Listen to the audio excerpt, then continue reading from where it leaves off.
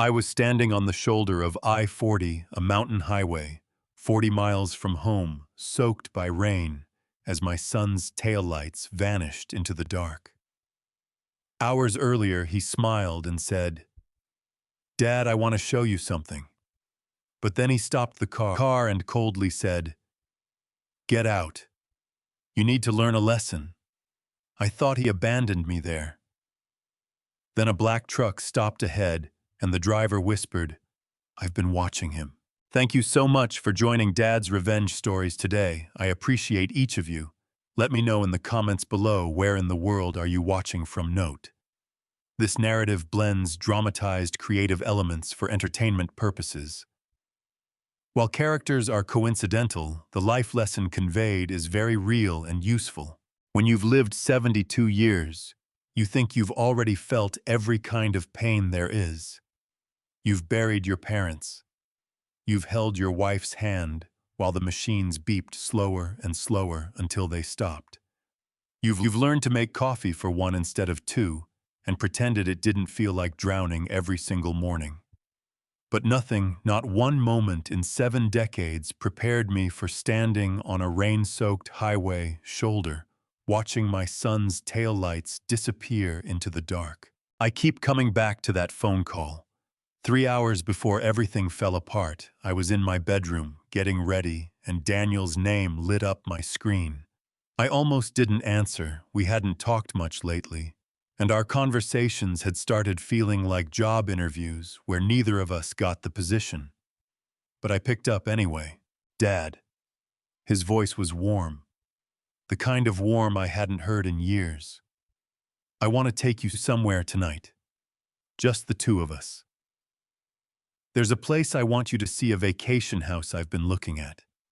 I thought maybe we could talk. Really talk, you know." My chest did something it hadn't done in a long time. It lifted. "I'd like that very much, son," I said. I put on my blue button-down, the one Margaret always said made me look distinguished, and I combed my hair like I was going somewhere that mattered. Because I thought it did. I thought my son was finally reaching back across the distance that had been growing between us for years, and I was so hungry for that connection that I didn't stop to ask a single question. Not one.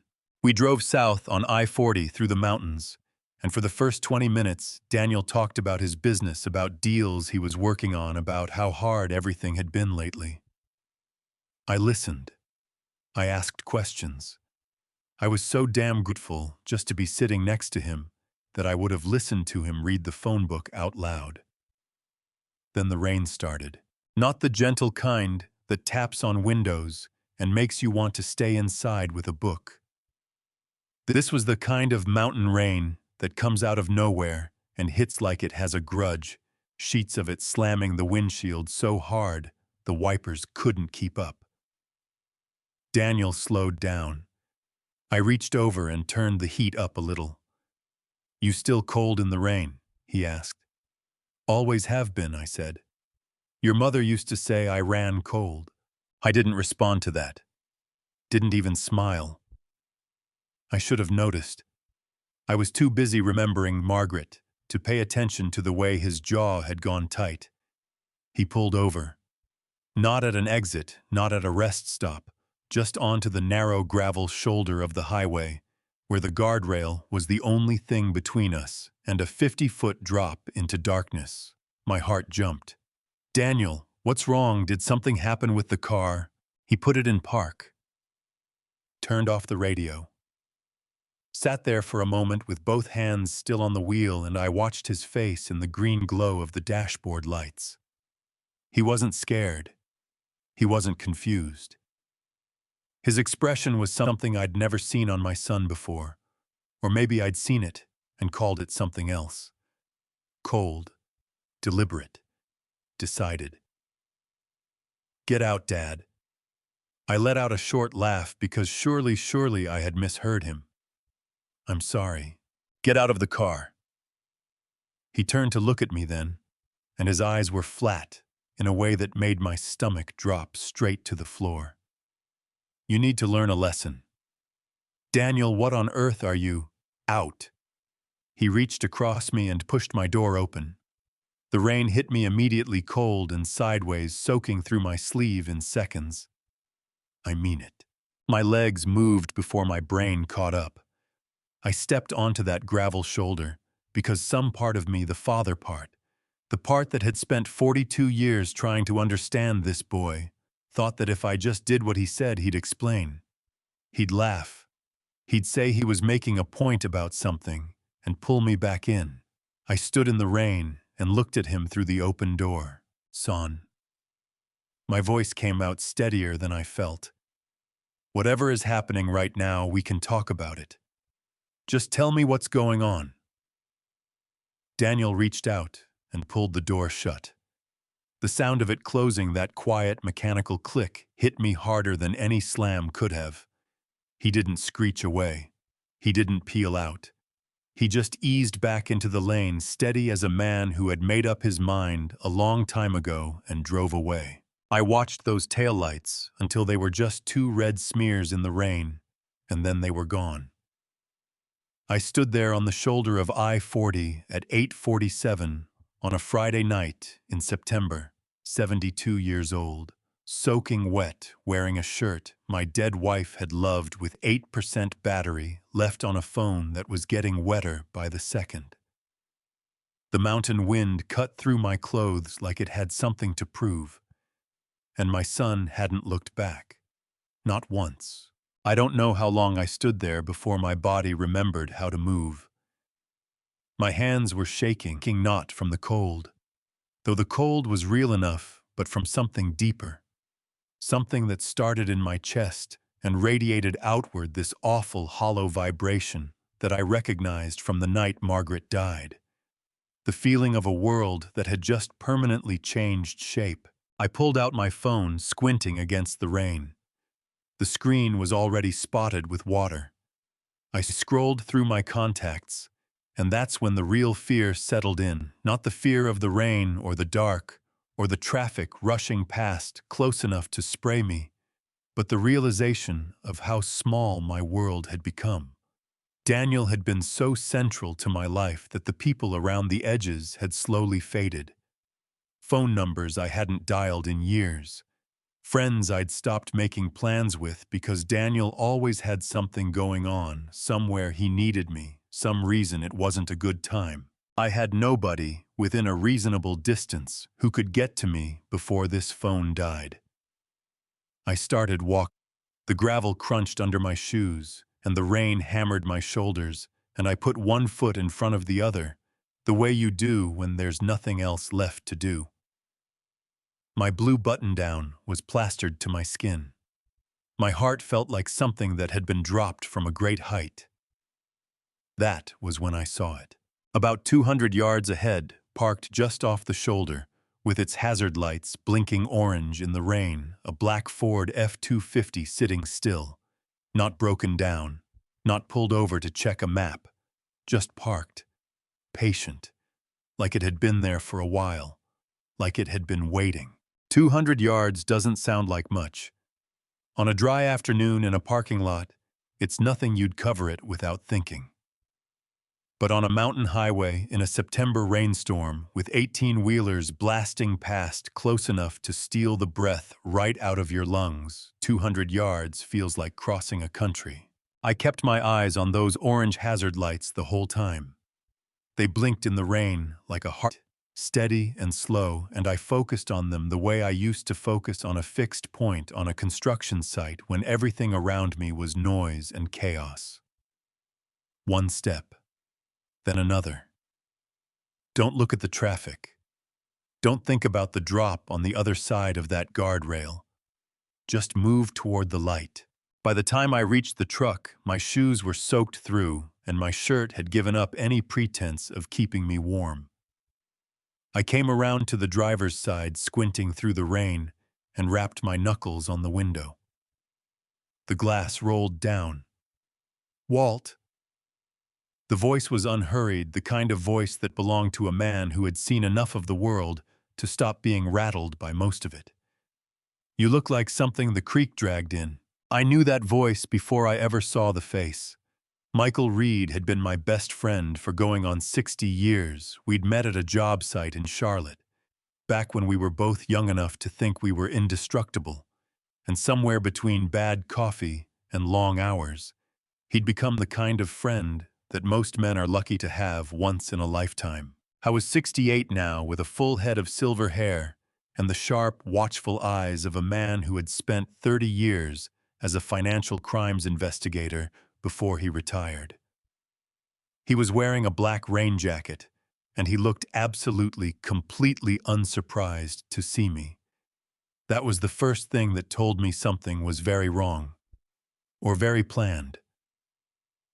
"Michael," my voice came out rough. "What are you doing here?" "Get in the truck, Walt," he said. "I'll explain everything." I climbed into the passenger seat, and the warmth hit me like a wall. He had the heat running high, and the cab smelled like leather and the dark roast coffee he'd been drinking since before either of us had gray hair.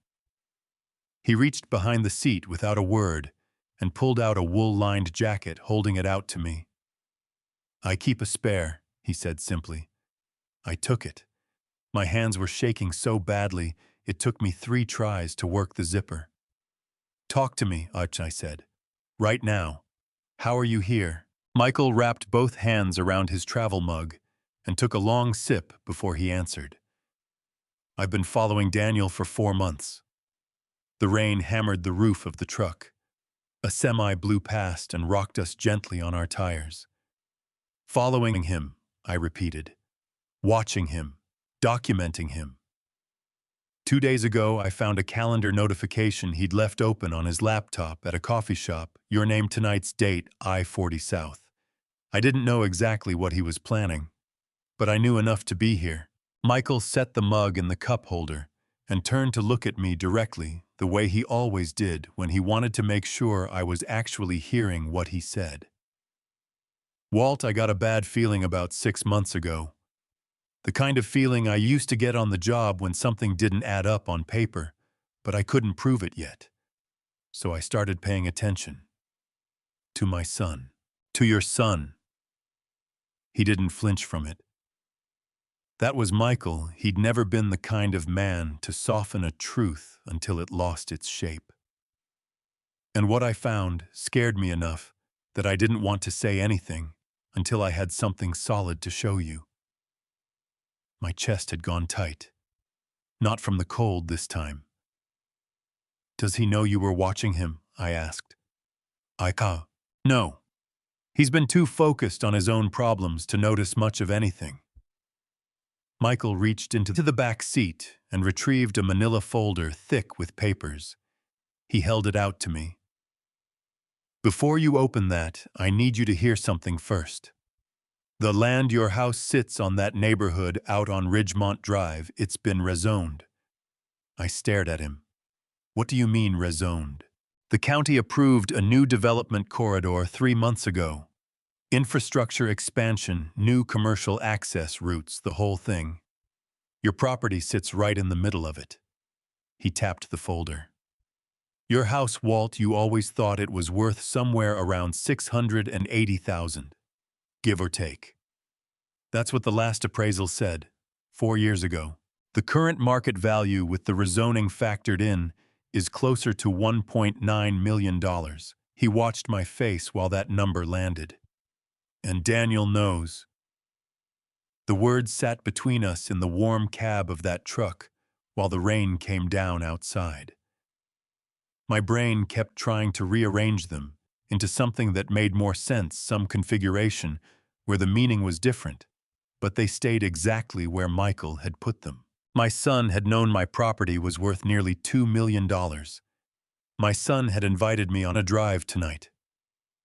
My son had pushed my door open and told me to get out in the rain. "Open it," Michael said quietly, nodding at the folder in my hands. My fingers found the edge. The first page was a county planning document, the rezoning approval dated July of this year, with my address circled in red ink. The second was a financial report, and the name at the top made my stomach lurch. Hayes Capital Investment, LLC. Daniel's company.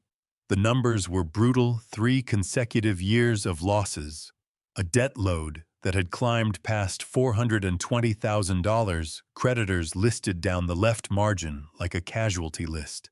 His company is failing, I said. Has been for a while. He hid it well, but it's been hemorrhaging money since 2022. Michael's voice was level, the way it always got when he was laying out facts he'd already made peace with. He owes money to a lot of people, Walt.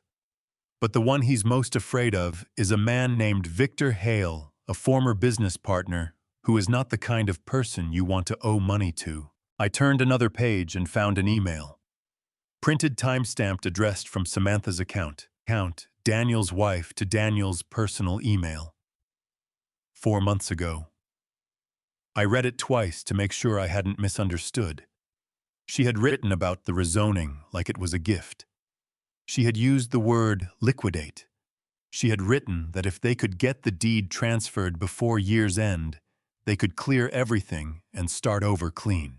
My daughter-in-law had mapped out the sale of my home the way you'd plan a grocery run. Samantha found the rezoning before Daniel did, Michael said. She put this whole thing together. He was desperate for a solution. She gave him one. My throat had gone dry. Outside, the rain drummed on and on, indifferent to all of it.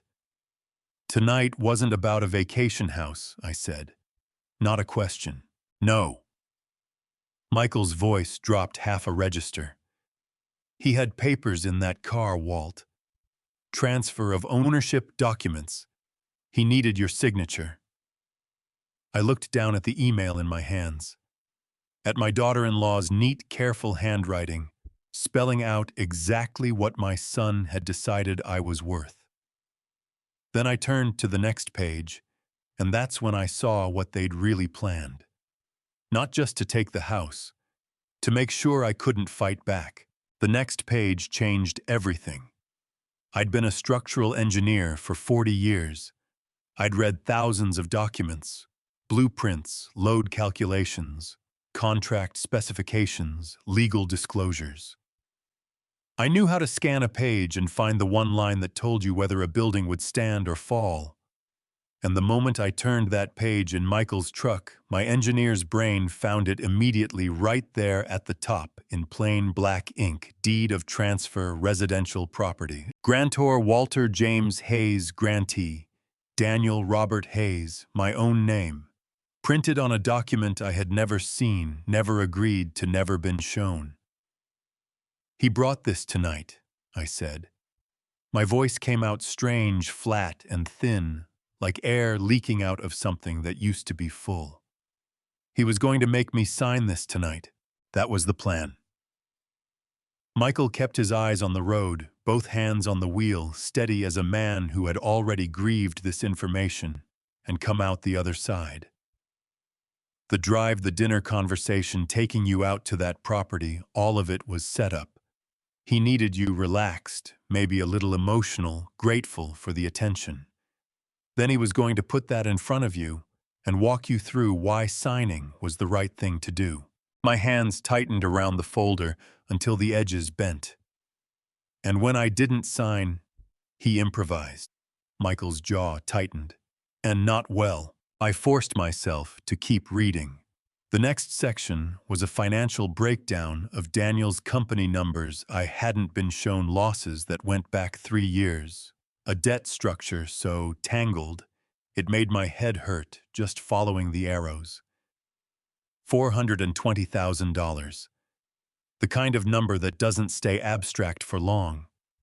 It becomes real fast when you start thinking about what it means for the person who owes it. Who is Victor Hale? I asked. Michael exhaled through his nose, the sound he always made when something genuinely troubled him. Former business partner.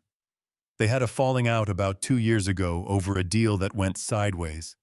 Daniel owes him the largest chunk of this debt, somewhere around $280,000. But it's not just the money, Walt. He tapped the steering wheel twice. Hale is not a legitimate businessman. He operates in gray areas, the kind of man who smiles at you across a dinner table and makes you understand, without ever saying it directly, that your options are limited. My stomach turned over. Daniel got himself involved with someone like that. Daniel was desperate. Desperate men don't always shop around. Michael glanced at me. Keep reading. The email. I found it, the one from Samantha. I'd already seen it once, but reading it again with the deed transfer in my hand made it land differently.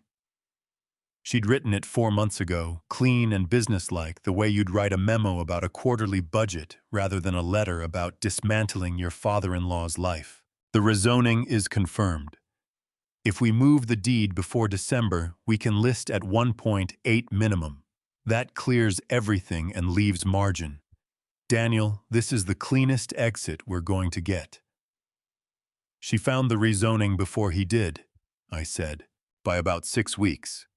She was the one who connected the dots. Daniel knew the company was failing. He just didn't know what to do about it. Samantha gave him a roadmap. Michael's voice carried something that wasn't quite contempt, but was close to it. She's intelligent. I'll give her that. She identified your property as the asset, calculated the post-rezoning value, and worked backward from there. The whole plan, the deed transfer, the timing, the approach that came from her.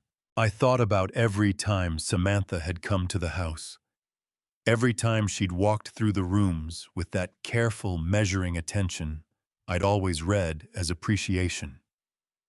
She'd stood in my kitchen once and said she loved the craftsmanship, the original millwork, the way I'd designed the sight lines from the back windows.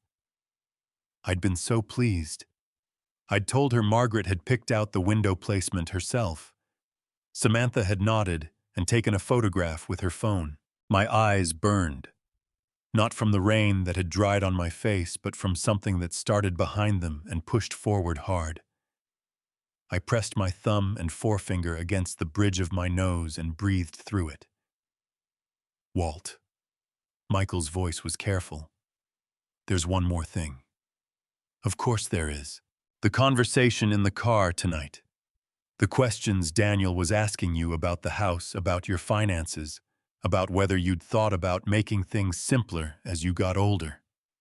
He paused, and I heard him choosing his next words.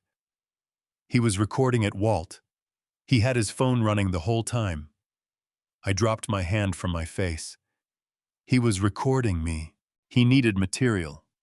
Something he could use to build a case that you weren't, that you were starting to lose your sharpness, that you needed someone to manage things for you. Michael's hands tightened on the wheel. If he could establish that on a recording, it gives him leverage for what comes next. The burning behind my eyes sharpened into something harder, something that had a shape to it. Not grief this time. Something older and quieter and far more dangerous. What comes next? I asked, even though part of me already felt the answer forming in my gut like a stone. Michael reached over and turned the heat down a notch.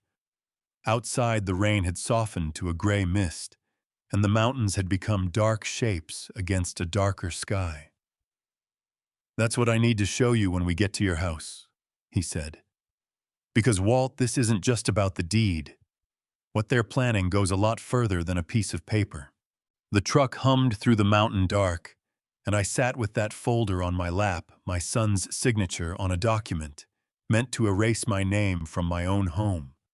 And I thought about the 40 years I'd spent building something meant to last. I thought about what kind of man plans this carefully against his own father. And I thought about how long I might have known without letting myself know. Home looks different when you've almost lost it. I'd pulled into that driveway 10,000 times over 40 years, coming back from job sites, from grocery runs, from the hospital. The night Margaret took a turn for the worse and never turned back. The house had always looked the same to me. Familiar. Solid. Mine. But when Michael's headlights swept across the front porch that night, and I saw the windows dark, and the garden Margaret had planted, still stubborn and alive along the walkway. Something cracked open behind my sternum. I had almost signed it away. That thought hit me fresh, like stepping on a nail in the dark. "On," Michael said, cutting the engine. "Coffee, and I need you sitting down for what I have to tell you." We got inside, and I changed out of my wet clothes, while Michael moved around my kitchen like he'd been doing it for decades, because he had. He knew where the coffee was, knew I kept the good filters in the second drawer, knew to make it strong because neither of us had ever been able to tolerate the watery kind. I came back downstairs in dry clothes and found 2 mugs on the table, and Michael sitting with his hands wrapped around his, looking at me with the expression I'd only seen on his face a handful of times in 60 years. The expression that meant he wasn't finished. "Tell me the rest," I said, pulling out my chair. "The recording first." He leaned forward. "I need you to understand what Daniel was actually doing in that car tonight, because it wasn't just a conversation. Every question from that night, scripted, recorded, waiting to be used against you in court. He'd thought them out in advance. To make me sound confused," I said. "To make you sound like a man who might benefit from having someone else handle his affairs. The technical term is establishing a pattern of cognitive decline." Michael's voice was careful, steady, the way it got when he was walking me through something he needed me to fully understand. "If you had gotten frustrated during that conversation, if you'd repeated yourself, lost your train of thought, said something contradictory, he'd have it on record. Something to show a judge later." I wrapped both hands around my mug. The ceramic was warm and solid and real, and I held on to that feeling. What does he want a judge to decide? Guardianship. Michael set his mug down. "He wants to petition the court to be named your legal guardian, Walt. That means he would have legal authority over your finances, your medical decisions, your property, everything. You'd still be alive, still be sitting in this house, but legally speaking, you wouldn't be the one in charge of your own life anymore." The word guardianship landed in my chest, like something dropped from a height. I'd seen it happen to other men, men who got old and confused, and had families that genuinely loved them step in to help. That was the legitimate version. What Daniel was building was something else entirely. A legal cage dressed up as concern. "He'd need evidence that I'm not capable," I said slowly, "which is what the recording was for. And—" Michael reached into the inside pocket of his rain jacket and pulled out a folded sheet of paper. "He's already been in contact with a private psychiatrist, a doctor named Gerald Marsh. From what I've found, Marsh has made a practice of providing preliminary assessments based on family descriptions alone. No direct examination of the patient required. Daniel has been feeding him information about you for weeks." I unfolded the paper. It was a printout of an email chain Daniel describing my behavior to this doctor, saying I'd been repeating stories, that I'd forgotten appointments, that I'd seemed disoriented during phone calls. Every single thing on that list was a lie. My jaw tightened so hard my back teeth ached.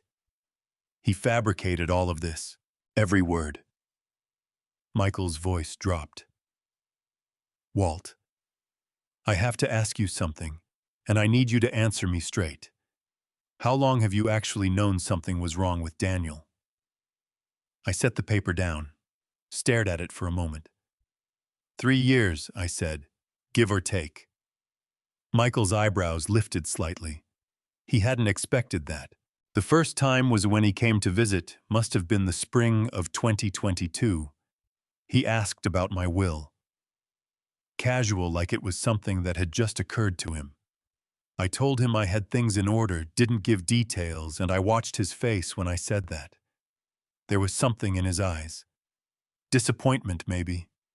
Calculation. I turned my mug in my hands. I told myself I was being an old man who thought too much. But you kept watching. About 8 months later, he brought a friend by, unannounced. Introduced him as someone from his networking group. The man spent 20 minutes walking through my house asking questions about square footage and original construction. I asked Daniel about it afterward, and he said the man was just curious about older homes.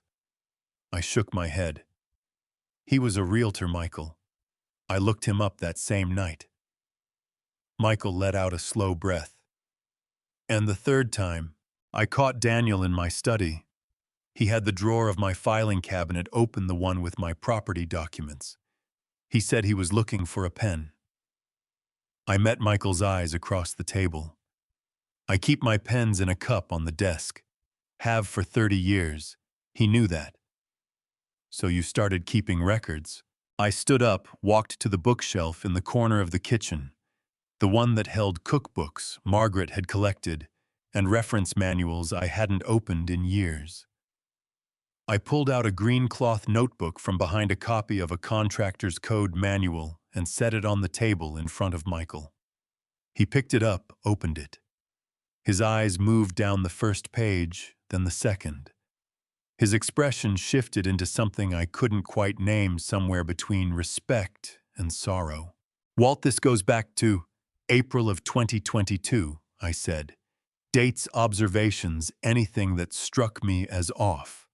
Every visit, every phone call, every question that felt like it was pointed somewhere it shouldn't be. I tapped the cover. Nearly 100 pages. Michael closed the notebook gently, like it was something fragile. You never said a word to me. I was hoping I was wrong. My voice caught just slightly on that last word. I kept hoping I was reading too much into things. That I was just a lonely old man who missed his son and was looking for reasons to explain the distance between them. I cleared my throat. I kept giving him more time. And he used every bit of it, Michael said softly. The kitchen was warm and quiet around us, and outside the window the rain had finally stopped. The night had gone still. I need to call Laura, I said. First thing tomorrow morning. Michael nodded slowly. Before you do, there's something else. About your neighbor Helen. He paused. She's been watching too, Walt. And she has a camera system that caught some things I think you need to see. I looked at him across the rim of my mug. The crack behind my sternum from earlier hadn't closed, but something else was forming around it, something harder. Something that had been building quietly for 3 years without me ever giving it a name. How early is too early to knock on her door? I asked. Michael almost smiled. For this, I'd say 7:30 is just fine. I hadn't slept more than 2 hours, not because the bed was uncomfortable, or because my mind was racing with plans. It was quieter and somehow worse. I just kept lying there in the dark, staring at the ceiling, listening to the house breathe around me. The way old houses do, at night, all creaks and settlings, and the particular silence that fills rooms where people used to be. Margaret's side of the bed, the hallway where Daniel used to come padding down at 3 in the morning when he was small and scared of thunder. At 7:15, I got up, put on a pot of coffee, and called Michael. He was already in his truck. Helen Carter had lived next door for 26 years. She was 69, sharp as a finishing nail, and she had the kind of front porch that told you everything about who she was, wind chimes she'd collected from every state she'd ever visited, a welcome mat that actually meant it, and a Ring doorbell system she'd installed herself after watching a tutorial online. She opened the door before we'd finished climbing the porch steps like she'd been watching for us. Walter. She pulled me into a hug that was tighter than I expected, her thin arms surprisingly strong. I'm so glad Michael called. Come in, both of you. I've got everything ready. Her living room smelled like cinnamon and old books, and she'd already pulled a dining chair up to her laptop on the coffee table. She waved us both toward the couch and sat down, all business. I want to start with what happened last June, she said, pulling up a folder of video files. because that was when I knew something was off. Tell me, I said. Samantha came to my door on a Tuesday afternoon. You were at your cardiologist appointment, I remember, because I'd seen you leave about an hour before. Helen clicked open the first file. She said she was reaching out to neighbors about a women's gardening group you'd mentioned starting in the neighborhood. Very friendly, very normal. She paused. Except I'd never heard you mention any gardening group. I hadn't, I confirmed. My jaw was already tightening. She spent about 10 minutes at my door, but her eyes kept going over my shoulder toward your house. She asked me how you were getting on since Margaret passed. Whether you'd been forgetful lately. Whether you still drove yourself places. Helen's voice sharpened. I thought it was odd, but I didn't want to assume the worst about someone. Then I checked my camera footage from that same afternoon. She turned the laptop to face us. The timestamp read June 14th. The angle was from Helen's front porch camera angled slightly toward the shared walkway between our properties. And there was Samantha in a pale blue jacket, I recognized immediately standing at my mailbox. Her back was to the camera, but her movements were unmistakable. She was pulling envelopes out, holding them up, photographing them with her phone. One after another. My chest caved in on itself. I pressed my fist against my sternum without thinking about it, trying to hold something in that wanted to collapse outward. She photographed my mail, I said. The words felt wooden in my mouth. 6 pieces, Helen said. I counted. She put them back, so I don't think she took anything. But Walt, what she was doing is a federal offense. Tampering with someone else's mail is a serious crime, regardless of whether she kept anything. Did you confront her? Michael asked. No. I didn't know what I was dealing with yet. I just made sure I had backup copies. Helen tapped the side of her laptop. Cloud storage, external drive, and a USB I gave to my daughter for safekeeping. 3 copies, just like my late husband always said, 1 backup means no backup. I could have kissed that woman. There's more, she said, and opened a second file.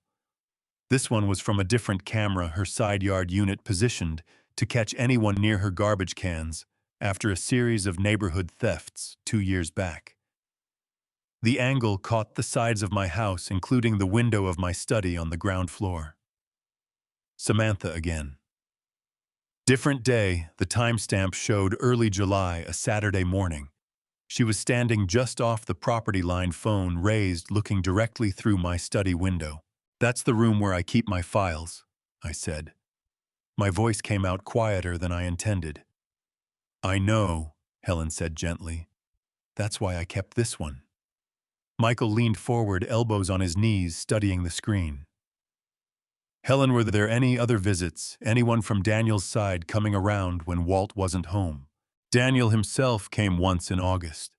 Knocked on my door, said he was dropping something off for his dad and wanted to know if I had a spare key.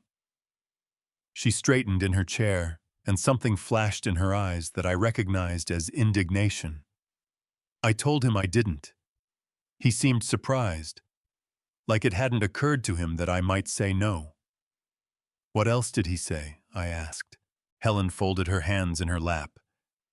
He told me you'd asked him to start helping you manage your finances, that you'd said the paperwork was getting to be too much. She looked at me steadily. And then he said, and I'm going to quote this directly because I wrote it down. Dad's always been proud, so he doesn't like to admit when he's struggling, but we're keeping a close eye on him. The burn hit my eyes so fast I had to blink hard twice. Not from sadness, from something that lived right next to fury and felt almost exactly the same. He told the whole community center the same thing. Helen continued, her voice careful but unflinching. Last month at the neighborhood association meeting. Stood up and told everyone you'd asked him to take over your finances because things were getting confusing for you. She reached over and put her hand briefly on my knee. People believed him, Walter. Not everyone, but enough. I stood up, because I needed to, because sitting still had become physically impossible. I walked to her window and looked out at my house across the narrow strip of yard between us. My house. The roofline I'd designed myself, the foundation I'd poured with my own hands. He'd been building a case against me in my own neighborhood, telling my neighbors I was losing my mind before I ever had a chance to speak for myself. Print everything, I said, turning back to Helen. Every file, every timestamp, every frame. And Helen, my voice threatened to crack, and I caught it, held it steady. Thank you. You didn't have to keep any of this. She looked up at me with eyes that were bright and a little fierce. Yes, I did, she said simply. You're my neighbor, Walt. That's what neighbors are for. On the walk back across the yard, Michael stayed close at my shoulder. I didn't speak until we were through my back door. There's something I need to show you, I said. Something I haven't shown anyone. Michael looked at me. What kind of something? I walked past the kitchen table, past the coffee maker, past 40 years of ordinary life, and stopped in front of the stove. I pushed it aside, got down on one knee, my bad one, the one that had been complaining since a fall on a job site in 2009, and pressed my fingers along the edge of the floor tile that had never quite matched the others. The tile came up the same way it always had, smooth, quiet, no resistance. I'd designed it that way on purpose. When you spend 4 decades building structures meant to last, you learn that the most important things are the ones nobody can see. The foundation beneath the floor, the rebar inside the concrete, the load-bearing wall that looks exactly like every other wall in the room, but is the one holding everything else up. I'd built this house with my own hands, every room, every wall, every inch of it. And I'd built one thing into it that was never on any blueprint. Walt. Michael had crouched down beside me, his voice careful. What am I looking at? Help me with this, I said, and together we lifted the tile section. It came away as a single unit. The grout lines were cosmetic, never actually bonded, and set it aside. Underneath was a recessed cavity in the concrete subfloor, about the size of a shoebox, sealed with a steel door and a physical key lock. No combination, no electronics. Just hardened steel and a key I'd worn on my person every single day for the past 12 years. I unlocked it. The door swung open without a sound. I'd oiled the hinges every year the same way my father had taught me to maintain anything worth keeping. Inside was a waterproof bag. I lifted it out and set it on the kitchen floor between us. I need you to understand something before I open this, I said. In 40 years of building things, I learned that the most dangerous moment for any structure isn't the storm. It's the period before the storm when everything looks fine and people stop paying attention. I met Michael's eyes. I stopped assuming things were fine 3 years ago. I unsealed the bag and laid out the contents on the kitchen floor one by one. First, a manila envelope containing my complete asset documentation. Investment accounts totaling approximately $4.7 million, accumulated over 4 decades of careful saving. A modest inheritance from Margaret's parents and 2 decades of reinvestment in the stock market. Separate from the house. Separate from everything Daniel had ever known about. Michael picked up the summary page. I watched his expression shift, the slight widening of his eyes, the almost imperceptible intake of breath. Daniel has no idea this exists, he said. None. My voice was flat and certain. I never told him, not because I was hiding it from my own son out of spite, but because I needed to know something. I needed to know whether he wanted to spend time with me because I was his father, or because of what I owned. I looked at the number on that page, the number I'd built over a lifetime of early mornings and late nights, and saying no to things I could have afforded. I got my answer last night on that highway. Michael set the page down carefully, like it might shatter. Walt, there's more. I pulled out a second envelope: property, deed clear title, no lions, completely current. A third item, a folded document that was my updated will drawn up 14 months ago by a probate attorney in Raleigh, witnessed and notarized with no mention of Daniel as primary beneficiary. And finally, at the bottom of the bag, a black USB drive no bigger than my thumb. I held it up. 3 years of documentation, I said. Every email Daniel sent me that felt off, every voicemail I saved, every text message I screenshotted and transferred. The dates he visited and what he asked about. The name of the realtor he brought to my house. The search history from my laptop. The one time he used it, I recovered it afterward, showing he'd looked up guardianship law in North Carolina. Michael sat back on his heels and pressed 2 fingers to his mouth. He looked like a man processing something that kept expanding every time he thought he'd gotten his arms around it. "Why didn't you tell me any of this?" he asked.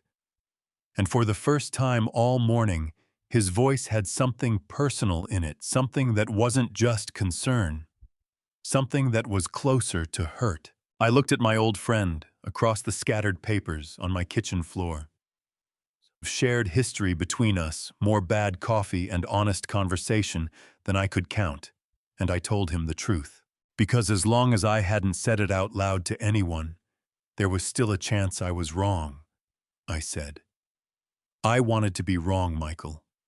God, I wanted to be wrong about him. My throat tightened. I swallowed past it. But I wasn't. And somewhere in the back of my mind, I think I always knew that. So I built my own foundation, just in case. Michael lowered his hand from his mouth. His eyes were brighter than usual, and I appreciated that he didn't try to hide it. "He doesn't know about any of this," Michael said. Not a question this time, a confirmation. Not the accounts, not the will, not the USB. I started carefully replacing the documents in the bag.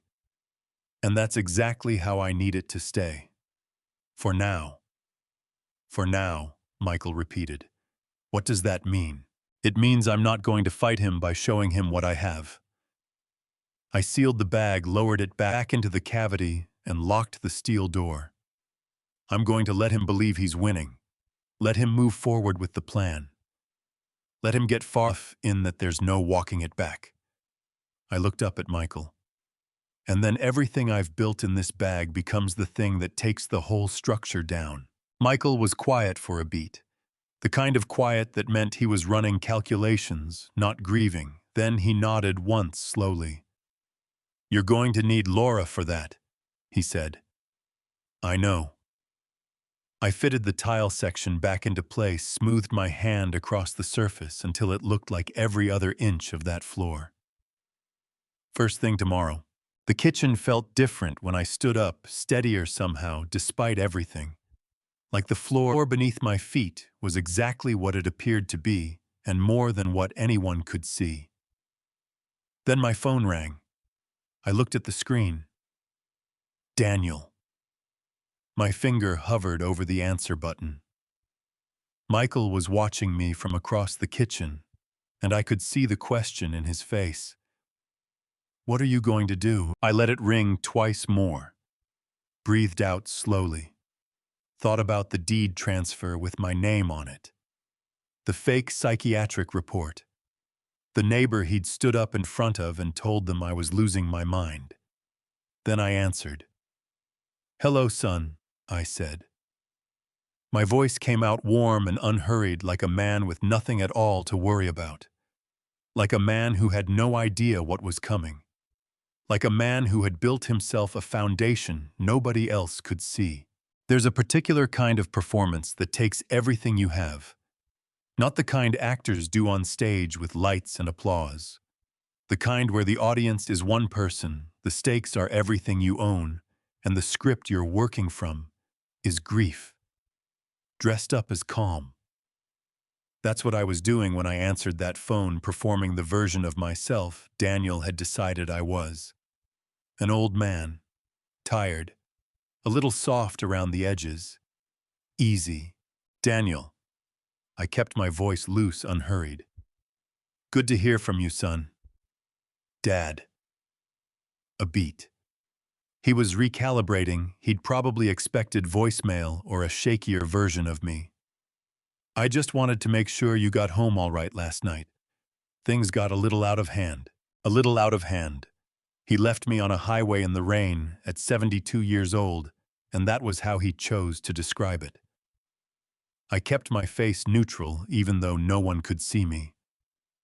Michael was watching from across the kitchen, and I gave him the smallest shake of my head. Don't react, don't interrupt.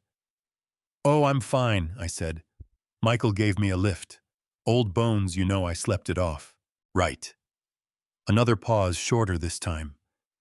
Good. That's good. He cleared his throat. Listen, Dad, I wanted to follow up about those documents I mentioned. The financial planning paperwork. Did you happen to look those over?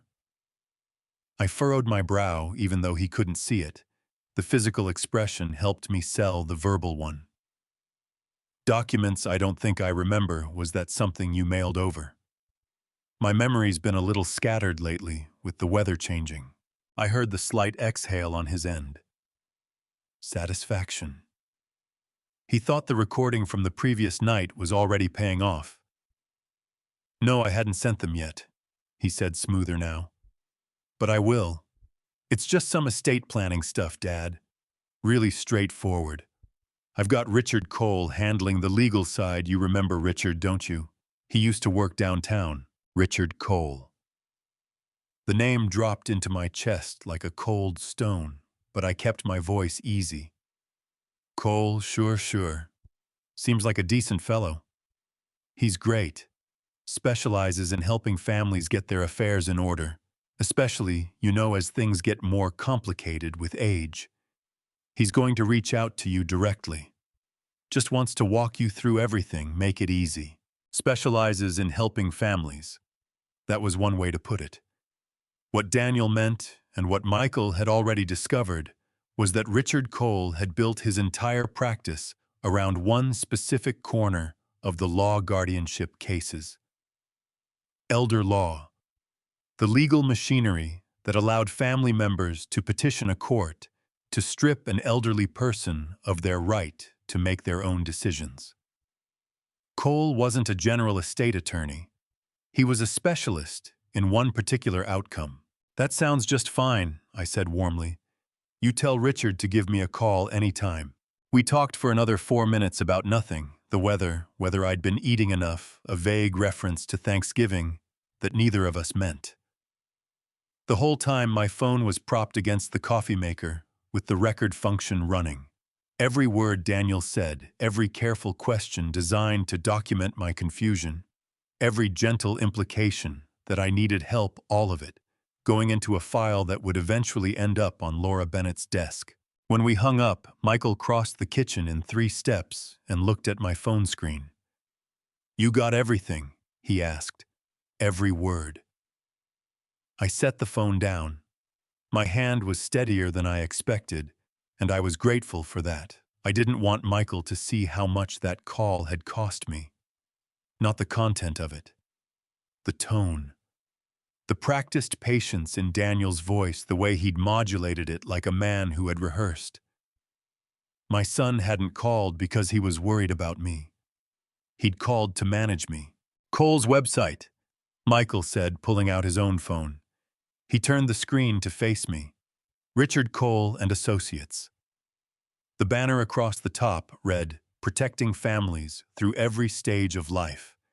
Below that, a list of practice areas, wills and trusts, estate planning, and there, third on the list, guardianship and conservatorship proceedings. He's done this before, I said. Multiple times. I made some calls this morning while you were with Helen. Michael set his phone on the counter. There are 2 families in this county alone who went through guardianship proceedings in the last 4 years. where Cole represented the petitioning family member. Both cases settled out of court, which means both elderly parents signed over control of their assets before it ever went before a judge. My throat tightened so hard it ached. They scared them into settling. That's my read. Michael's jaw was set. Cole gets hired, the pressure builds, the parent signs. Nobody goes to court, nobody goes to prison, and everybody walks away with what they wanted. Except the parent. I turned toward the window. Outside, the September light was coming in gold and clean through Margaret's kitchen curtains, the yellow ones she'd picked out at a fabric store in Hendersonville the summer before she got sick. I stared at those curtains and let myself feel it, the full weight of what Daniel had built against me piece by piece with the help of a lawyer who'd made a career out of this exact kind of quiet devastation. Then I turned back around. "Call Laura," I said. "Tell her I need 2 hours of her afternoon. Today." Michael was already dialing. Laura Bennett's office was on the 3rd floor of a brick building on Lexington Avenue that had been a textile warehouse in a previous life. She'd told me that once, years ago, when I'd helped her find the space back when she was just starting her practice and needed someone who understood load-bearing walls and whether the floors could handle the weight of floor-to-ceiling bookshelves. I'd looked at the bones of that building and told her it would stand another 100 years. She'd laughed and said that was exactly what she needed to hear. That was 30 years ago. The bookshelves were full now, the floors had held, and Laura Bennett had become one of the sharpest financial fraud attorneys in Western North Carolina. She met us at the door in jeans and a flannel shirt.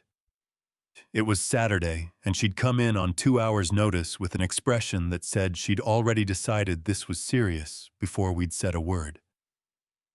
"Walter." She shook my hand with both of hers firm and warm. "Come in, both of you." I cleared the afternoon. Her office smelled like coffee and old paper, and the particular focused energy of someone who genuinely loved their work. She waved us toward the chairs across from her desk, sat down, and opened her laptop. "Start from the beginning," she said. "Don't summarize. Tell me everything." So I did. I talked for 40 minutes straight. The phone call, the drive, the highway, Michael's truck, the folder, the deed transfer with my name already printed on it, Victor Hale and the debt, Samantha's email, the fake psychiatric report from Gerald Marsh, Helen's camera footage, the guardianship plan, the USB drive, the green notebook with 3 years of documented observations. All of it laid out in sequence the way I used to present a structural report, each element connected to the next, nothing left out. Laura didn't interrupt once. She typed steadily, her eyes moving between my face and her screen, and when I finally stopped talking, she spent another 5 minutes reading back through her notes before she looked up. "Walter," she said, "I want to be straightforward with you. What Daniel and Samantha have done crosses multiple lines, civil and potentially criminal. The deed transfer attempt, the fabricated psychiatric assessment, the mail tampering on Helen's footage, the financial concealment from a cohabitating spouse equivalent." She paused. "But I need to ask you something before we discuss strategy. What do you actually want out of this?" "I want the truth to be seen," I said, "by everyone who's been told I'm losing my mind." Something shifted in her expression, not surprise exactly, but recognition. Like I'd given her an answer she hadn't quite expected, but immediately understood. "Then here's what I recommend," she said, leaning forward. "We do not move first. We let Daniel file the guardianship petition." Michael shifted in his chair. "You want to let it get that far?" "I want to let it get far enough that there's no walking it back," Laura said, her voice precise and unhurried. "If we go to Daniel now with what we have, he retreats. He lawyers up harder. Samantha goes quiet, and we've shown our hand without getting anything on record. But if we let Daniel file, let him put his case in front of a judge, then we respond. And Walter, what you've brought me today. She tapped the USB drive I'd placed on her desk. This isn't a defense. This is a counterattack. My chest loosened slightly for the first time in 18 hours. What do we need in the meantime? I asked. 3 things. She held up a finger. First, independent psychiatric evaluations. I want 2 separate doctors, both with strong court credentials, to examine you directly and on record. Their reports will bury Gerald Marsh's assessment before Cole ever gets to present it. Second finger. A forensic accountant to begin pulling apart Daniel's financials, because if he's hiding assets, misrepresenting his company's value, or funneling money in ways that affect your interests. I want documentation of every dollar. Third finger. And I want you to keep doing exactly what you've been doing. Answer Daniel's calls. Be the version of yourself he thinks you are. Every conversation he has with you between now and the day he files is potential evidence. He's been recording those calls too, I said. Laura smiled for the first time, a small, sharp thing. Good. So have you. And ours will be the ones that tell the truth. Michael leaned forward. What about Richard Cole? He's been involved in 2 similar cases locally, both settled before court. I know Richard Cole, Laura said evenly. We've been in the same courtroom. He's not reckless, he's methodical, which means he'll be very careful about what he puts in writing and what he keeps verbal. She closed her laptop. That's exactly why we need Daniel to file the petition formally. Once it's on paper, Cole's strategy is on paper, and paper is something I know how to work with. She stood up, extended her hand to me across the desk, and I shook it.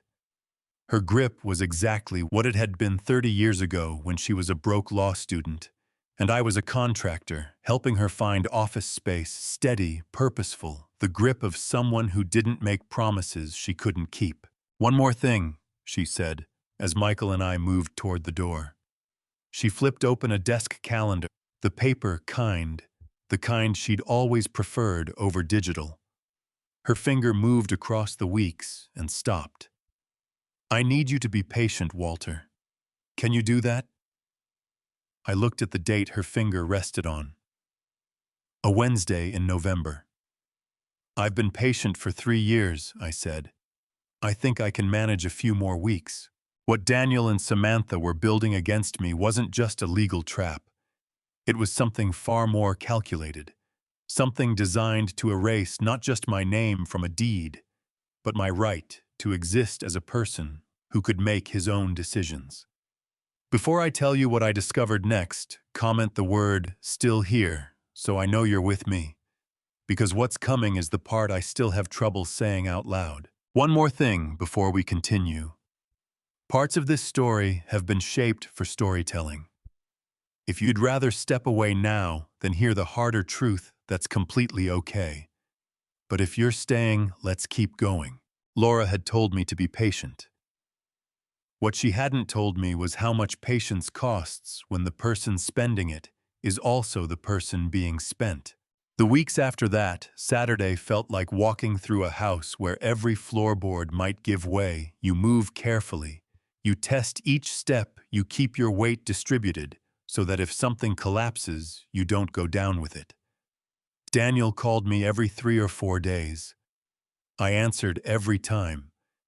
And every time I gave him the version of me he needed to see. Dad, did you remember to call your insurance agent about the renewal? Oh, now you mention it, I think I may have forgotten. I'll get to it. Dad, what did the doctor say at your appointment last week? Which appointment was that? I've had so many lately, they start running together. It felt like swallowing glass. Every soft, confused answer I gave him cost me something I couldn't name, some piece of dignity that I told myself I was only lending out temporarily, that I'd get back when this was over. But I kept doing it because Laura had been right. Each call Daniel made, each carefully worded question he asked, he was building a case, and I was making sure his case was built on sand. Michael called on a Tuesday morning in the second week of October, and I knew from the first half-second of his voice that he had something. "Gerald Marsh," he said, "I've been digging. Tell me."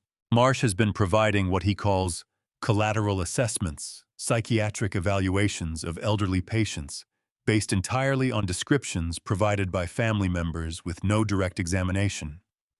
He's done it at least 6 times in the past 3 years that I can document. Michael's voice had the clipped precision he always got when he was angry, but keeping it controlled. In 5 of those 6 cases, the assessment was used to support a guardianship petition. 4 of them succeeded. My hand tightened on the phone until my knuckles ached. 4 families. 4 people who woke up one morning with full control of their lives and went to sleep that night legally classified as incapable of managing their own affairs. A beat. Walt Marsh isn't just unethical. He's running a service. Daniel didn't stumble onto him, someone connected them deliberately. "Cole," I said. "That's my read. Cole knows which doctors to call. It's part of the package he offers." I sat down at my kitchen table and stared at the grain of the wood, the same table Margaret and I had eaten breakfast at for 31 years.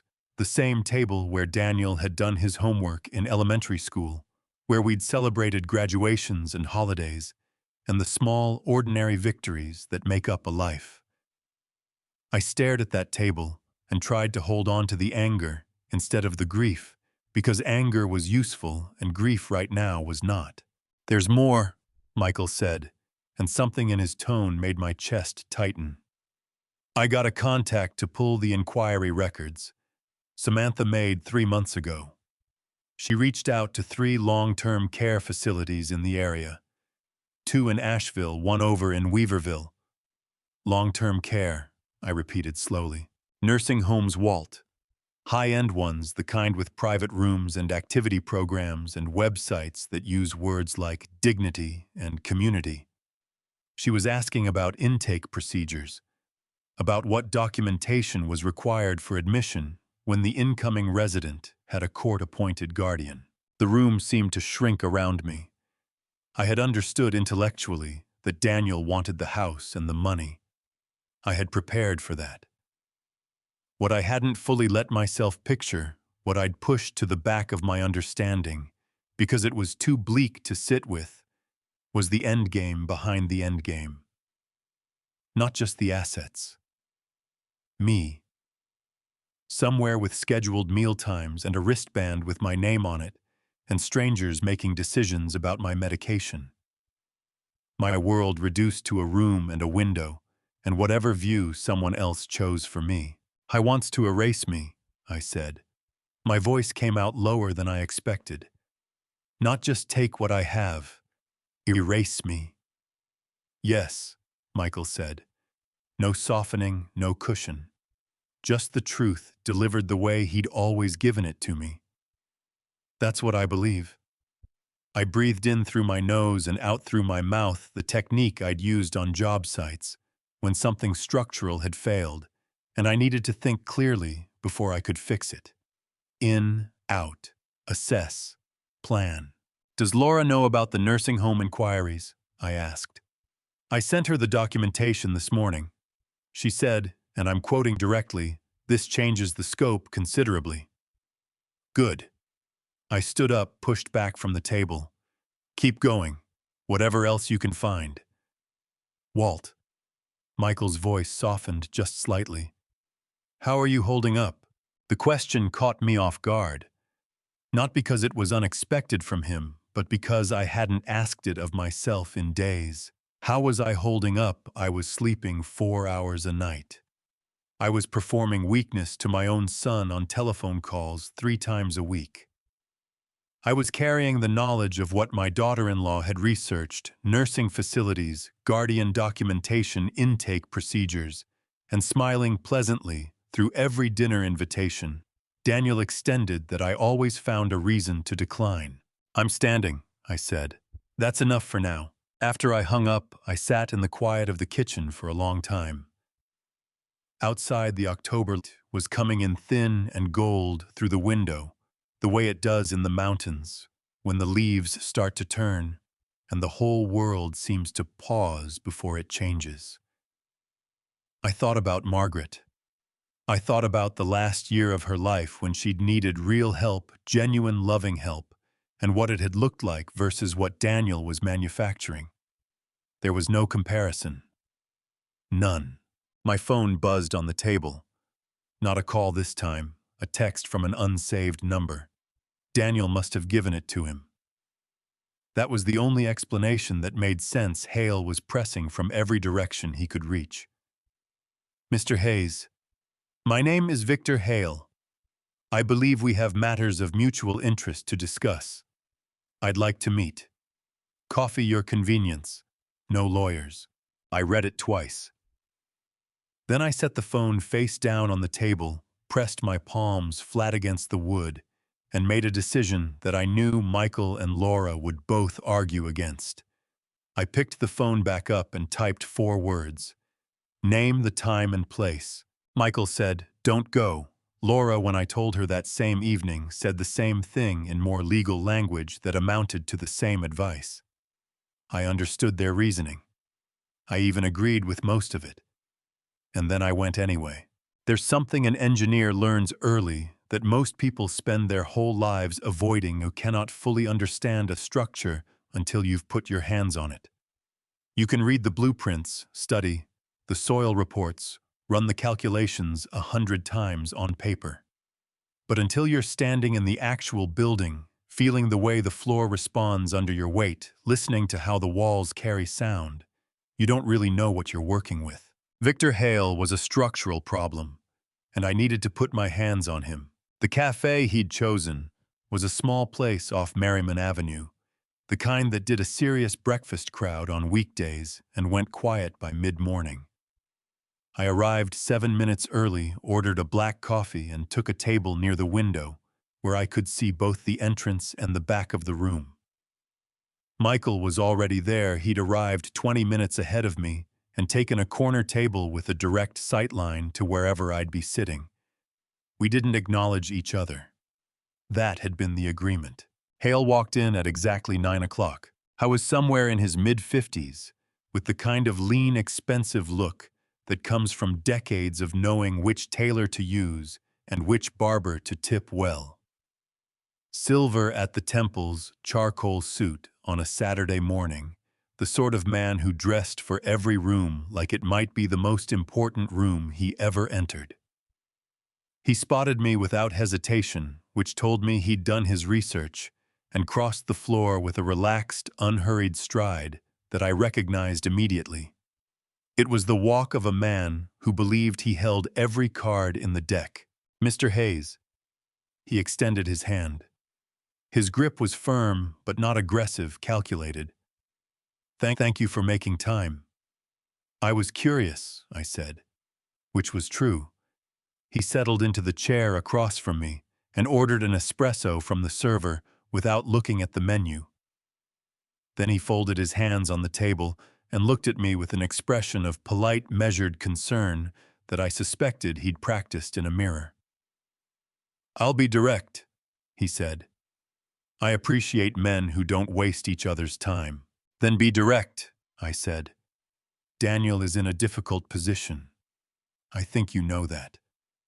He tilted his head slightly. He made commitments he's struggling to honor. Financial commitments. And the pressure that creates has led him to make some decisions that, I'll be candid, I didn't fully anticipate and don't entirely endorse. I wrapped both hands around my coffee mug.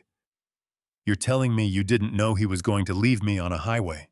Something flickered across Hale's face, brief and quickly controlled, but there. Discomfort, maybe, or the performance of it. "What I'm telling you is that my interest here is straightforward. Daniel owes me money. I want to be repaid. How that happens is frankly between him and his family."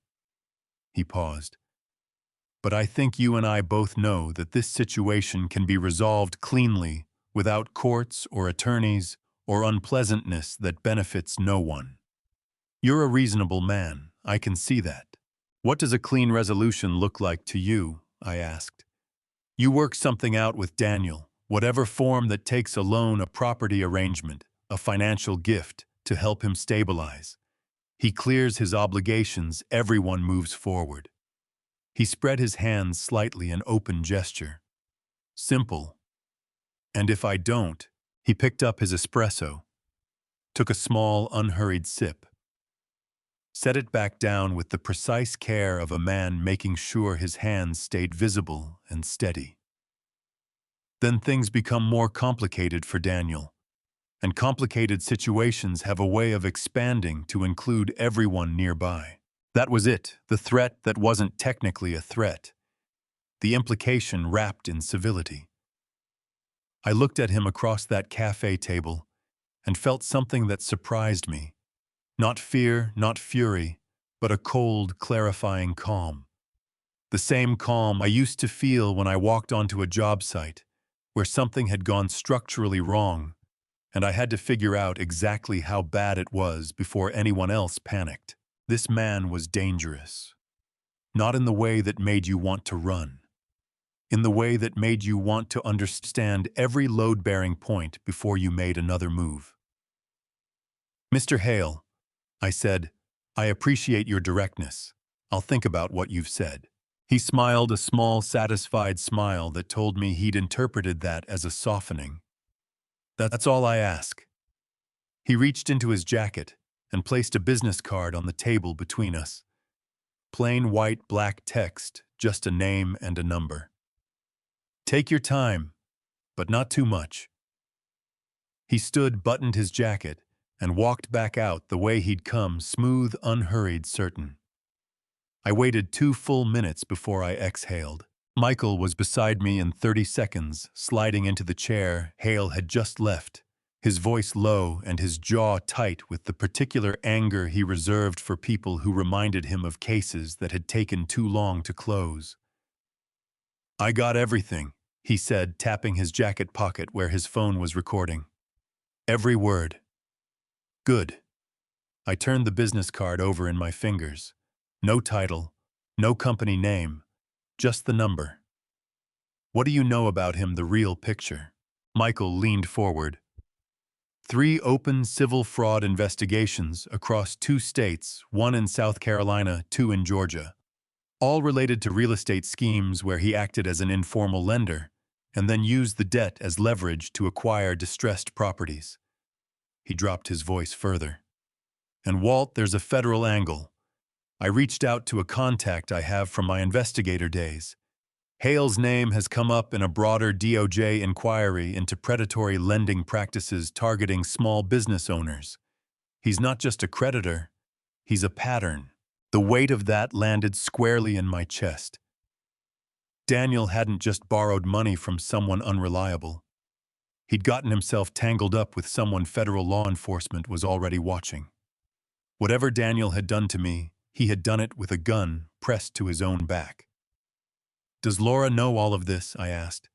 She will in the next hour, Michael said. I set the business card down on the table. Thought about Hale's walk as he left that loose-shouldered certainty. He'd come here to assess me, to decide whether I was the kind of man who could be managed quietly or the kind who would make things complicated. He thought he'd gotten his answer.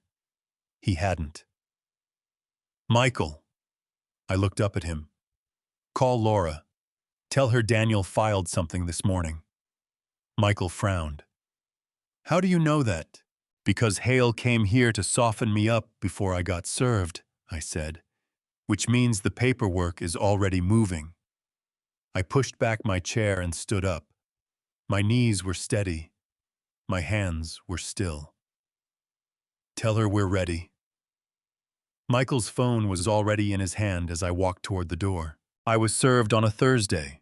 Not at home, Laura had anticipated that possibility and arranged for any official correspondence related to Daniel's petition to be directed to her office, a standard procedure once you have legal representation on record. So it wasn't a process server knocking on my door at 7 in the morning. It was Laura calling me at 9:15 with a voice that was professionally even in the way that told me she was working hard to keep it that way. "It's been filed," she said. "Come in when you can, both of you." Michael drove. I sat in this passenger seat and watched the October mountains go past the window. The leaves had turned fully, now the ridgelines running gold and amber and deep red against a sky, the particular shade of blue you only get in the Carolina fall. It should have been beautiful. It was. I just couldn't feel it the way I normally would have. Laura met us at the door of her office with a printed copy of the petition already in hand. She walked us straight to her conference table, not her desk. The conference table which told me this was going to take more than a conversation and set the document down between us. "Before you read it," she said, "I want you to understand that everything in here was anticipated. Nothing in this filing surprises me, but I need you to read it anyway, because you need to know exactly what Daniel put his name to." I pulled the document toward me. In the matter of Walter James Hayes, respondent. Petition for adjudication of incompetency and appointment of guardian. Incompetency. That was the legal word. Not confusion, not difficulty, not the gentle language Daniel had used on the phone. Things getting complicated, needing a little help.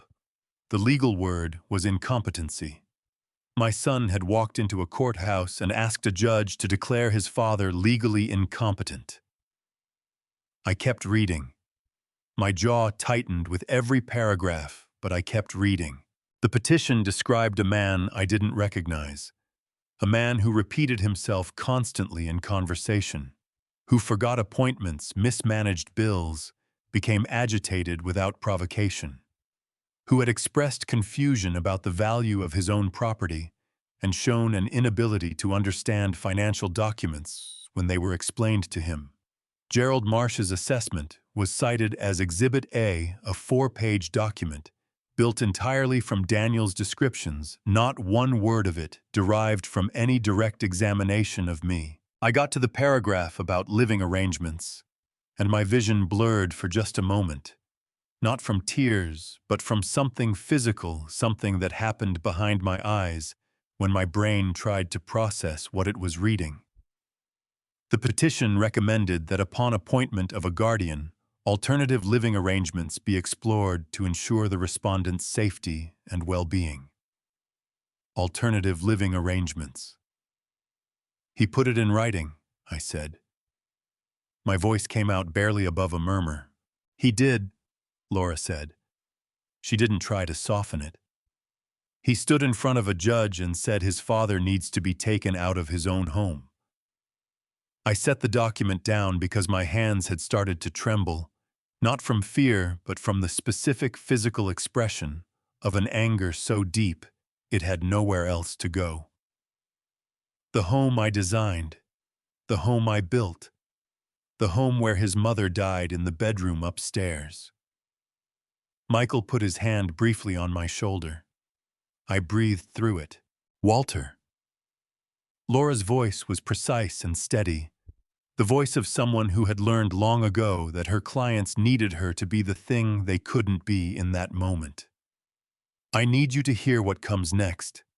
Can you do that?" I pressed my hands flat on the table, felt the solidity of it. "Yes." Richard Cole filed this petition with full knowledge that Gerald Marsh's assessment is methodologically indefensible. Marsh never examined you.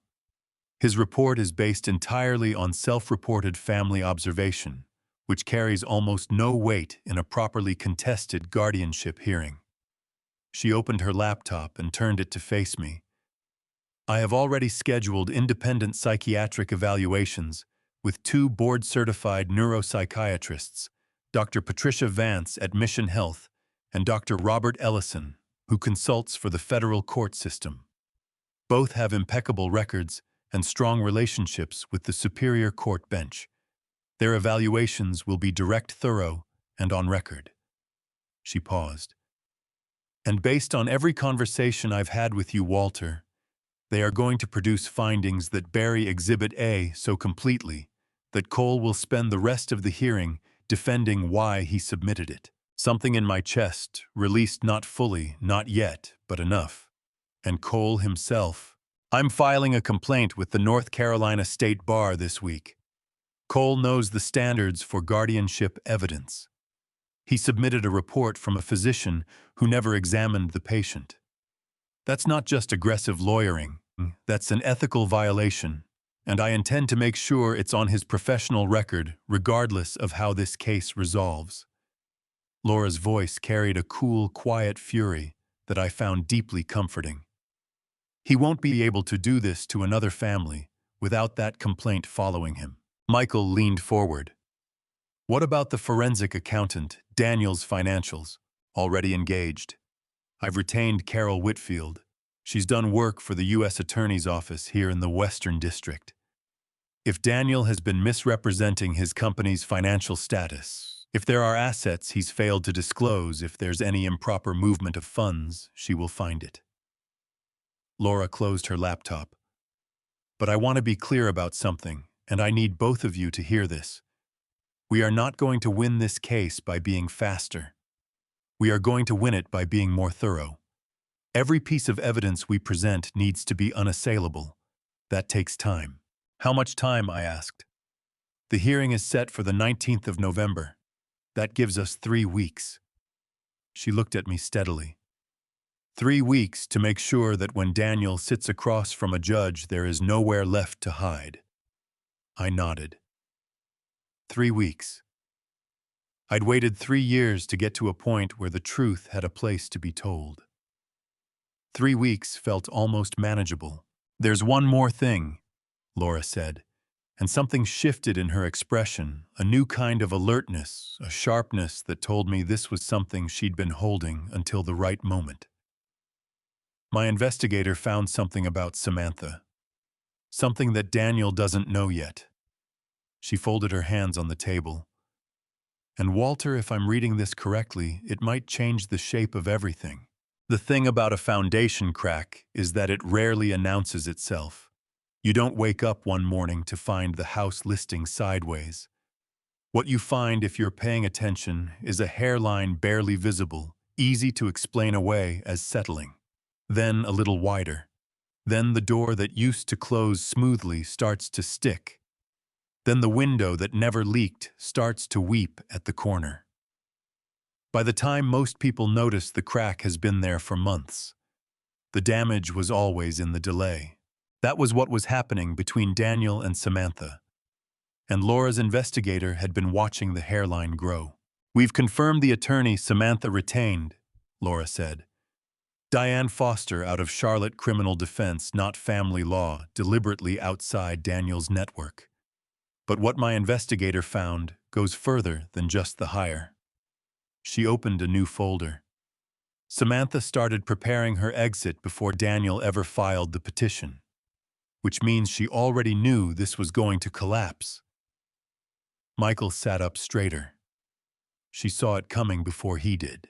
Not estate planning, not civil litigation, criminal defense, which means Samantha already believes there's a possibility she's going to need someone to protect her from prosecution, not just protect her assets in a divorce. She let that settle for a moment. She's preparing an exit, and she's preparing it quietly, and she started before Daniel filed the petition. I turned that over in my mind. Samantha had seen where this was going, the mail tampering, the fraudulent psychiatric report, the nursing home inquiries, and had decided with the cold calculation that had always defined her that she needed her own protection independent of her husband. She wasn't loyal to Daniel. She'd never been loyal to Daniel. She was loyal to the outcome, and when the outcome started looking like a courthouse and a set of criminal charges, she'd made the only calculation that made sense to her. She was going to save herself. Does she know what we have on her? I asked. The camera footage from Helen. The email she sent Daniel about the rezoning. I don't believe so, Laura said. But she knows what she did. You don't hire a criminal defense attorney in Charlotte without knowing exactly which actions you're trying to put distance between yourself and... She paused. Walter, I want to ask you something. The last time you saw Samantha in person, when was that? I thought back. Christmas dinner last year. December. She and Daniel came for about 2 hours. My jaw tightened slightly at the memory. She was different that evening. Quieter than usual. At one point, Daniel said something dismissive, made a comment about her overspending on gifts, and I saw her face. I stopped. What did you see? Laura asked. I saw the way a person looks when they've stopped believing in what they're doing, but haven't found the exit yet. My voice came out rougher than I intended. I thought at the time she was just unhappy in the marriage. I didn't realize she was doing arithmetic. Laura nodded slowly, making a note. Here's what I want to do. Not yet timing matters enormously here, but at the right moment, I want to approach Samantha directly. Through Diane Foster, attorney to attorney. Make it clear that we're aware of her involvement, that we have documented evidence, and that her level of cooperation will be a material factor in how aggressively we pursue the civil fraud claims against her personally. Michael's eyes sharpened. You think she'll flip? I think Samantha Hayes is a practical woman who made a bad bet on a losing horse and is smart enough to know it. Laura's voice was precise without malice. I think when she understands the full picture of what we have and what Carol Whitfield is going to find in Daniel's financials, she will make the calculation that costs her the least. She looked at me. But I need your permission to pursue that, Walter. Because Samantha's testimony, only if she cooperates, would be the most powerful thing we could put in front of a judge. I thought about Samantha standing in my kitchen years ago, admiring the millwork my hands had shaped. I thought about her standing outside my study window with her phone raised. I thought about the word liquidate in her email, clean and clinical, the way you'd describe disposing of a surplus piece of equipment rather than dismantling the life of a 72-year-old man. Do it, I said. My voice was steady. Whatever she gives us, we use. Laura nodded, once decisive. Good. She reached for a different folder, this one thinner, newer. Now for something that's going to feel better than everything we've discussed this morning. She slid 2 documents across the table toward me. I picked up the first one. The letterhead read, Mission Health Neuropsychiatry, Patricia Vance, MD, PhD. I read the summary line at the bottom of the first page, and for the first time in weeks something loosened in my chest that wasn't grief or exhaustion, but something closer to vindication. Cognitive function within the superior range for the respondent's age group. No evidence of memory impairment, executive dysfunction, or capacity deficits of any kind. The respondent demonstrates above-average verbal reasoning and financial comprehension. The second document from Dr. Robert Ellison said almost exactly the same thing in different language. 2 board-certified neuropsychiatrists, Laura said. And now there was something in her voice that was almost not quite but almost satisfaction. Both with federal court credentials, both having spent more than 90 minutes each in direct examination with you, both reaching the same conclusion. She tapped the documents. Gerald Marsh submitted 4 pages built on Daniel's descriptions. We're going to walk into that courtroom with 26 pages built on you. Michael let out a long, slow breath beside me, the sound of a man who had been carrying tension for weeks and just found somewhere to set it down, at least temporarily. My eyes burned.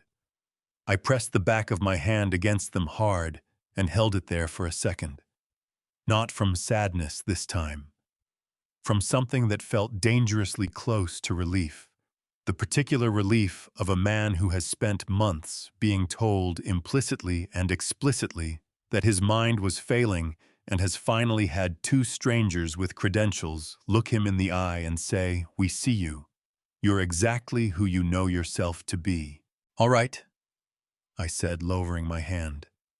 My voice was rougher than I meant it to be, and I didn't try to smooth it out.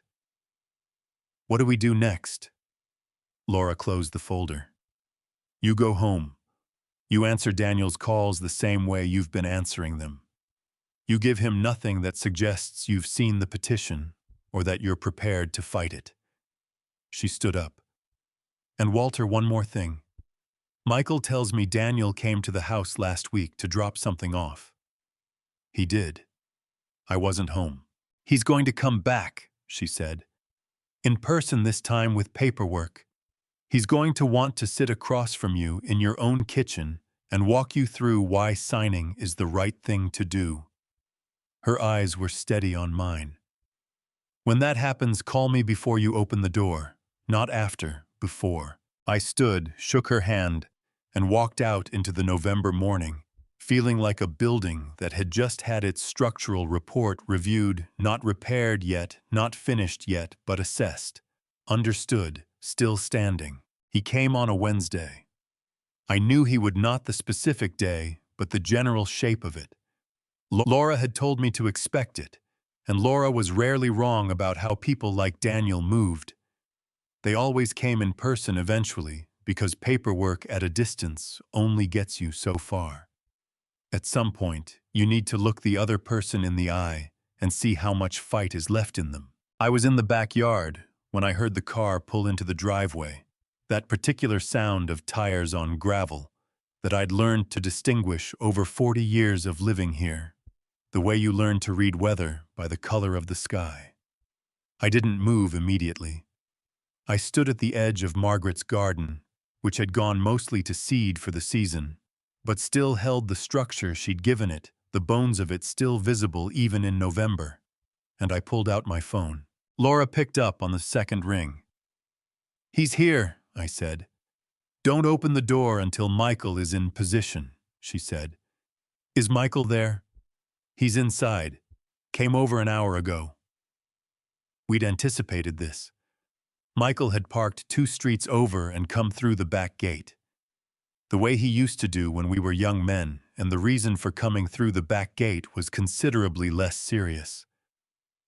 "Recording running?" Laura asked. "Since this morning," I said. "Good. Walter, remember, you haven't seen the petition. You don't have a lawyer. You're just a father who's glad his son came to visit." A brief pause. "And whatever he puts on that table, do not sign it. Even if he tells you it's routine. Even if he tells you it's for your benefit. Even if he cries." "He won't cry, I said. "No," Laura agreed. "He won't." I walked around the side of the house. Daniel was standing on the front porch, one hand raised to knock the other, holding a leather portfolio that was too structured and too deliberate to be anything other than what it was. He was dressed like he was going to a business meeting. Dark suit, no tie. The kind of studied casualness that takes effort. He looked thinner than the last time I'd seen him. There were shadows under his eyes that makeup couldn't quite hide. He spotted me and his face did something complicated, relief and calculation, arriving at the same moment, fighting each other for the same expression. "Dad." He came down the porch steps toward me, arms opening slightly, the gesture of a man who had rehearsed warmth. "I was hoping to catch you. You got a few minutes." "For my son." I made myself smile, warm and a little tired, the exact smile of a man who had missed his son and was glad of any visit. "Always. Come inside." "In the kitchen." I put the kettle on. Daniel set his portfolio on the table, not beside him, not on a chair, but directly on the table, centered where it would be visible throughout the conversation. A deliberate placement. I'd watched enough negotiators in contract meetings to know a prop when I saw one. "How have you been feeling?" he asked. He settled into the chair that had always been his at this table, the same chair he'd sat in for homework and holiday meals and every ordinary Tuesday of his childhood. The familiarity of it hurt in a way I hadn't expected. "Oh, I said my back to him as I measured the tea. "The knee gives me trouble in the cold. Sleep's been a little thin. Nothing I can't manage. That's actually something I wanted to talk about."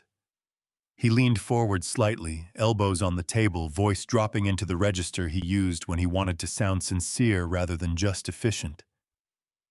"I've been worried about you, Dad. Living out here alone, managing everything by yourself, it's a lot. I've been managing this house for 40 years, son. I know you have." He opened the portfolio. "But I want to make sure you're protected. That's all this is, protection."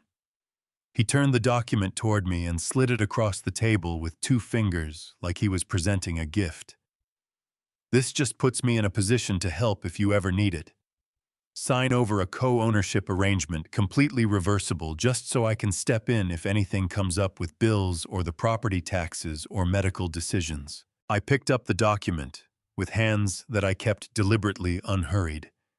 Turned the pages slowly, squinting at them the way a man might squint at fine print.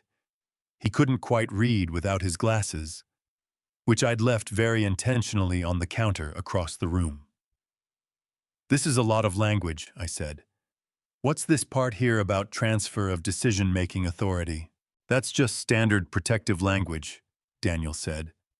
His fingers had closed around the edge of the table, and I noticed the knuckles whitening slightly, the micro-tension of a man keeping his impatience from reaching his face. It means if you ever can't make a decision yourself, I'm authorized to step in. It protects you." "I see." I set the document down, picked up my tea. "I'd like to have someone look this over before I sign anything. My doctor, maybe, or I think there was a lawyer Margaret used for her estate.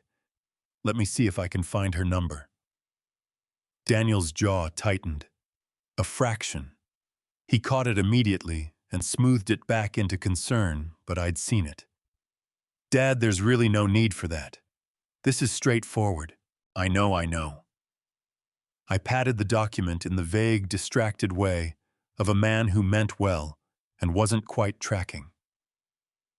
"I just like to be careful. Margaret always said I was too trusting." I smiled at him gently. "Leave it with me. I'll look it over tonight." He exhaled through his nose. "I have a meeting tomorrow, Dad. The timing on this is it matters." "A meeting?" I looked up with mild curiosity, as if the detail were surprising and nothing more. "What kind of meeting?" He caught himself. "Business. You don't need the details." "Of course," I said easily. Well, I'll do my best to look it over this evening." He left 20 minutes later with the document still on the table, his portfolio noticeably lighter, his footsteps across the porch harder and faster than when he'd arrived. I stood at the front window and watched his car back out of the driveway and disappear down the road. Michael appeared from the hallway behind me, phone already in hand. "He has a meeting tomorrow," Michael said. "I heard." "Find out who with," I said. I didn't take my eyes off the empty road. Michael was already dialing before I finished the sentence. Michael called back at 7:45 that evening.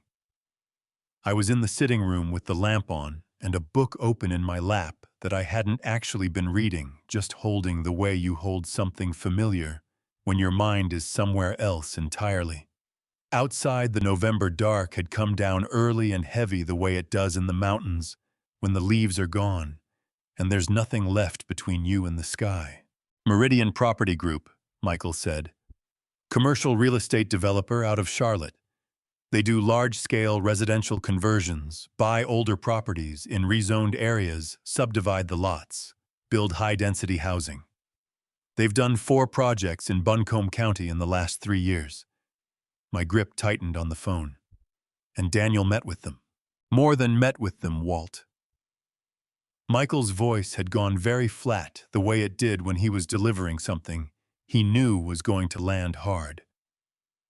He signed a letter of intent with them 6 days ago, a document stating his intention to transfer ownership of your property at 1244 Ridgemont Drive in exchange for $1.75 million, with closing contingent on clear title being established within 60 days. The book slid off my lap. I let it go. He signed a letter of intent to sell my house, I said slowly, before he has any legal right to my house. Yes. One word. Clean and terrible. He promised them a property that belongs to me, and now he needs me to sign that deed transfer so he can deliver on a promise he had no business making. I pressed my free hand over my eyes not to hide anything, just to give my face somewhere to go while my brain processed the full architecture of what my son had built. Layer by layer, I saw it now. The guardianship petition was never the end game. It was the mechanism. The real end game was standing in the pocket. He'd created Victor Hale, pressing from one side, Meridian waiting on the other, and me in the middle, presumably frightened, presumably confused, presumably ready to sign whatever was put in front of me to make the pressure stop. A letter of intent isn't a binding contract, I said, pulling myself back to the practical. Meridian can walk away. They can, Michael said. But Daniel can't. He's already told them the property will be available. If he can't deliver, he loses the deal, and whatever credibility he has left with Hale goes with it. A pause. Walt, he's so far over the line that there's no version of this where he walks it back quietly. He either gets that deed signed or everything collapses at once. I stood up, walked to the window. The yard was dark, just the shape of Margaret's garden in the faint light from the porch. The bare lines of it, like a blueprint for something that had once been alive. Send everything to Laura tonight, I said. The letter of intent, the meeting records, everything, already on its way. Another pause shorter. There's something else. Walt, a call came through on your landline while you were on with me. I saw it on the secondary monitor. Unknown number, but the area code is Asheville. I frowned. I didn't hear it ring. It went to voicemail. You should listen. I crossed to the kitchen, picked up the handset, navigated to the voicemail. One new message, timestamp 7:38 p.m. I pressed play. The voice was low, quick, the voice of someone checking over their shoulder before they spoke. Walt, it's Samantha. Please don't tell Daniel I called. I need you to know that this wasn't supposed to go this far. I want you to know that. A breath. Then the doctor Daniel hired. His name is Gerald Marsh. He's done this before. Other families. It's not the first time. Click. I played it twice more. Then I set the handset down very carefully on the counter. My daughter-in-law was scared. Not remorseful, I wasn't going to give her that, not yet, maybe not ever, but scared, which was a different and more useful thing. She'd watched Daniel sign a letter of intent on a property he didn't own, watched him escalate past every rational stopping point, and she'd done the arithmetic that Samantha always did, clean and cold. The risk was no longer manageable. And when Samantha's risks stopped being manageable, she looked for the exit. I called Michael back. I just heard the voicemail, I said the moment he picked up. I know. I was waiting. His voice was careful. What do you want to do? I want to call her back. I pulled out a chair at the kitchen table and sat down. Tonight, before she changes her mind. Walt, Laura should be on that call. Laura won't be, I said. Not this one. If Samantha hears a lawyer's voice, she pulls back and we lose her. This has to be me. I paused. I'll record it. A beat of silence from Michael's end. Then, all right. Call me after. I dialed the number from the missed call. It rang 4 times and I felt each one in my chest like a small held breath. Then the line connected. Walter. Her voice was tight, compressed, the voice of someone sitting very still. Samantha, I said. Thank you for calling. She exhaled, shaky fast. I shouldn't be doing this. Probably not, I agreed. But you did. So tell me what you need to tell me. The Dr. Marsh. I looked him up after Daniel hired him. He's had complaints before. 2 other families in the last 4 years, both older men, both guardianship cases. One of them was settled before it ever went to court. The family paid him, and it went away. Her voice cracked slightly on the last word, then steadied. I didn't know Daniel was going to do any of this I thought it was going to be a property arrangement. I didn't know about the guardianship, I didn't know about the petition. But you knew about the rezoning, I said. A long pause. Yes. And you told Daniel. Another pause, shorter this time. Yes. I let that sit for a moment without pressing on it.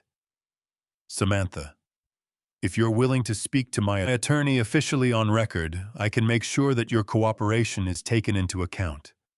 That it matters in terms of what happens to you legally. Her breath came through the phone uneven and fast, the sound of someone doing math they didn't want to do.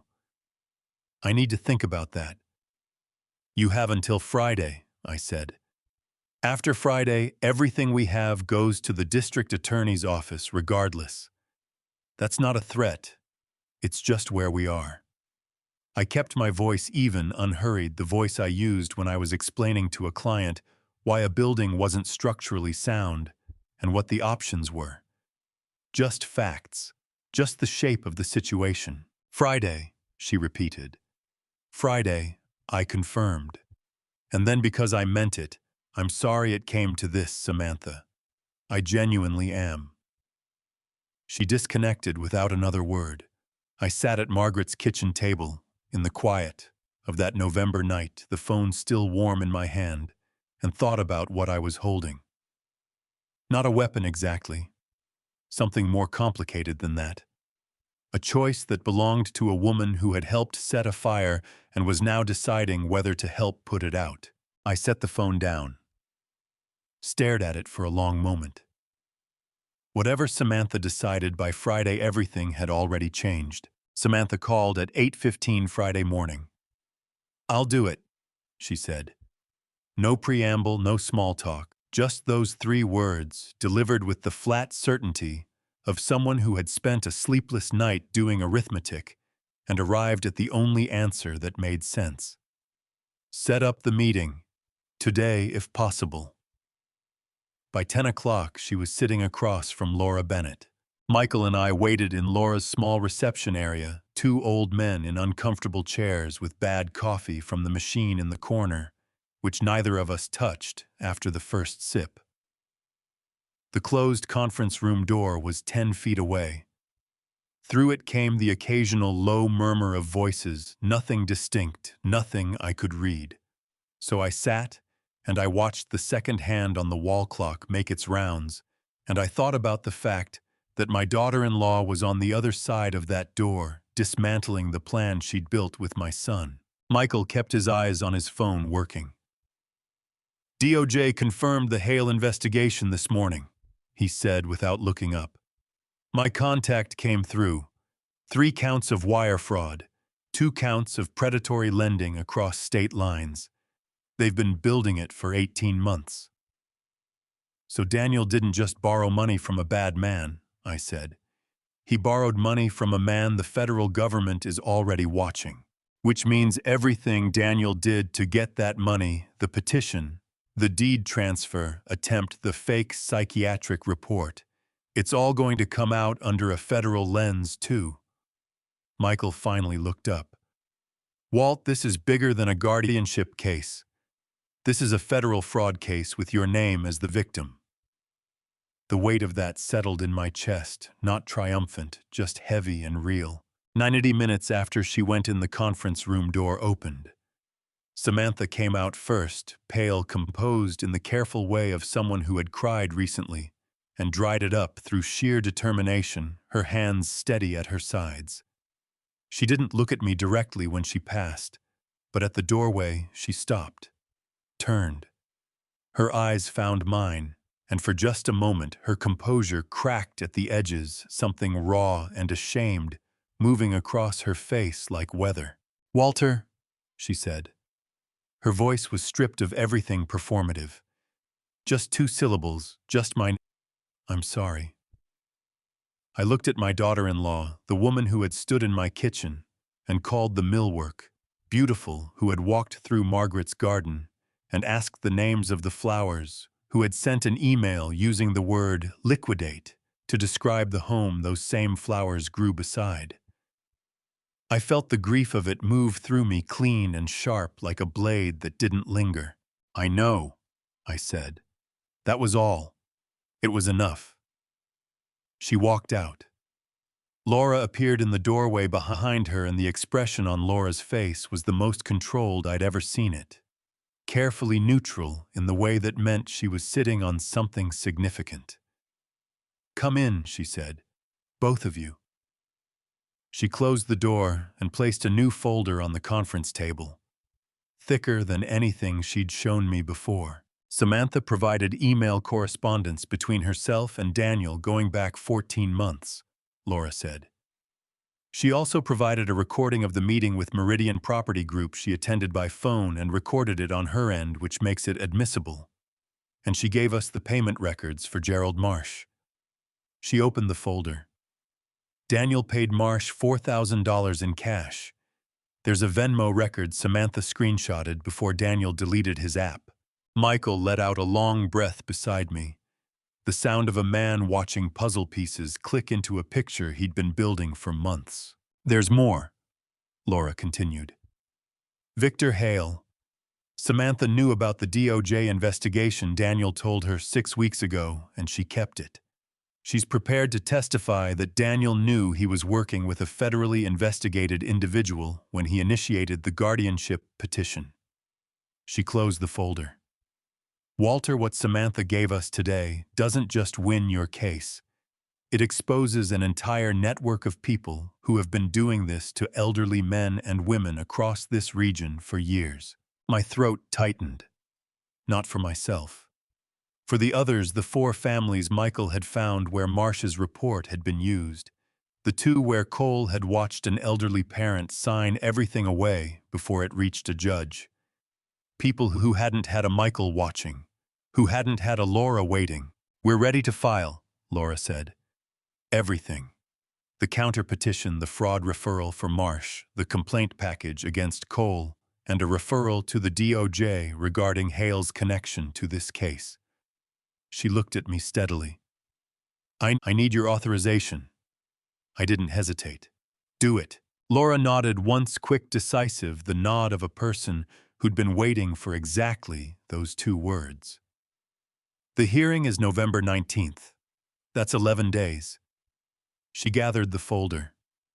"Daniel will be served by end of business today.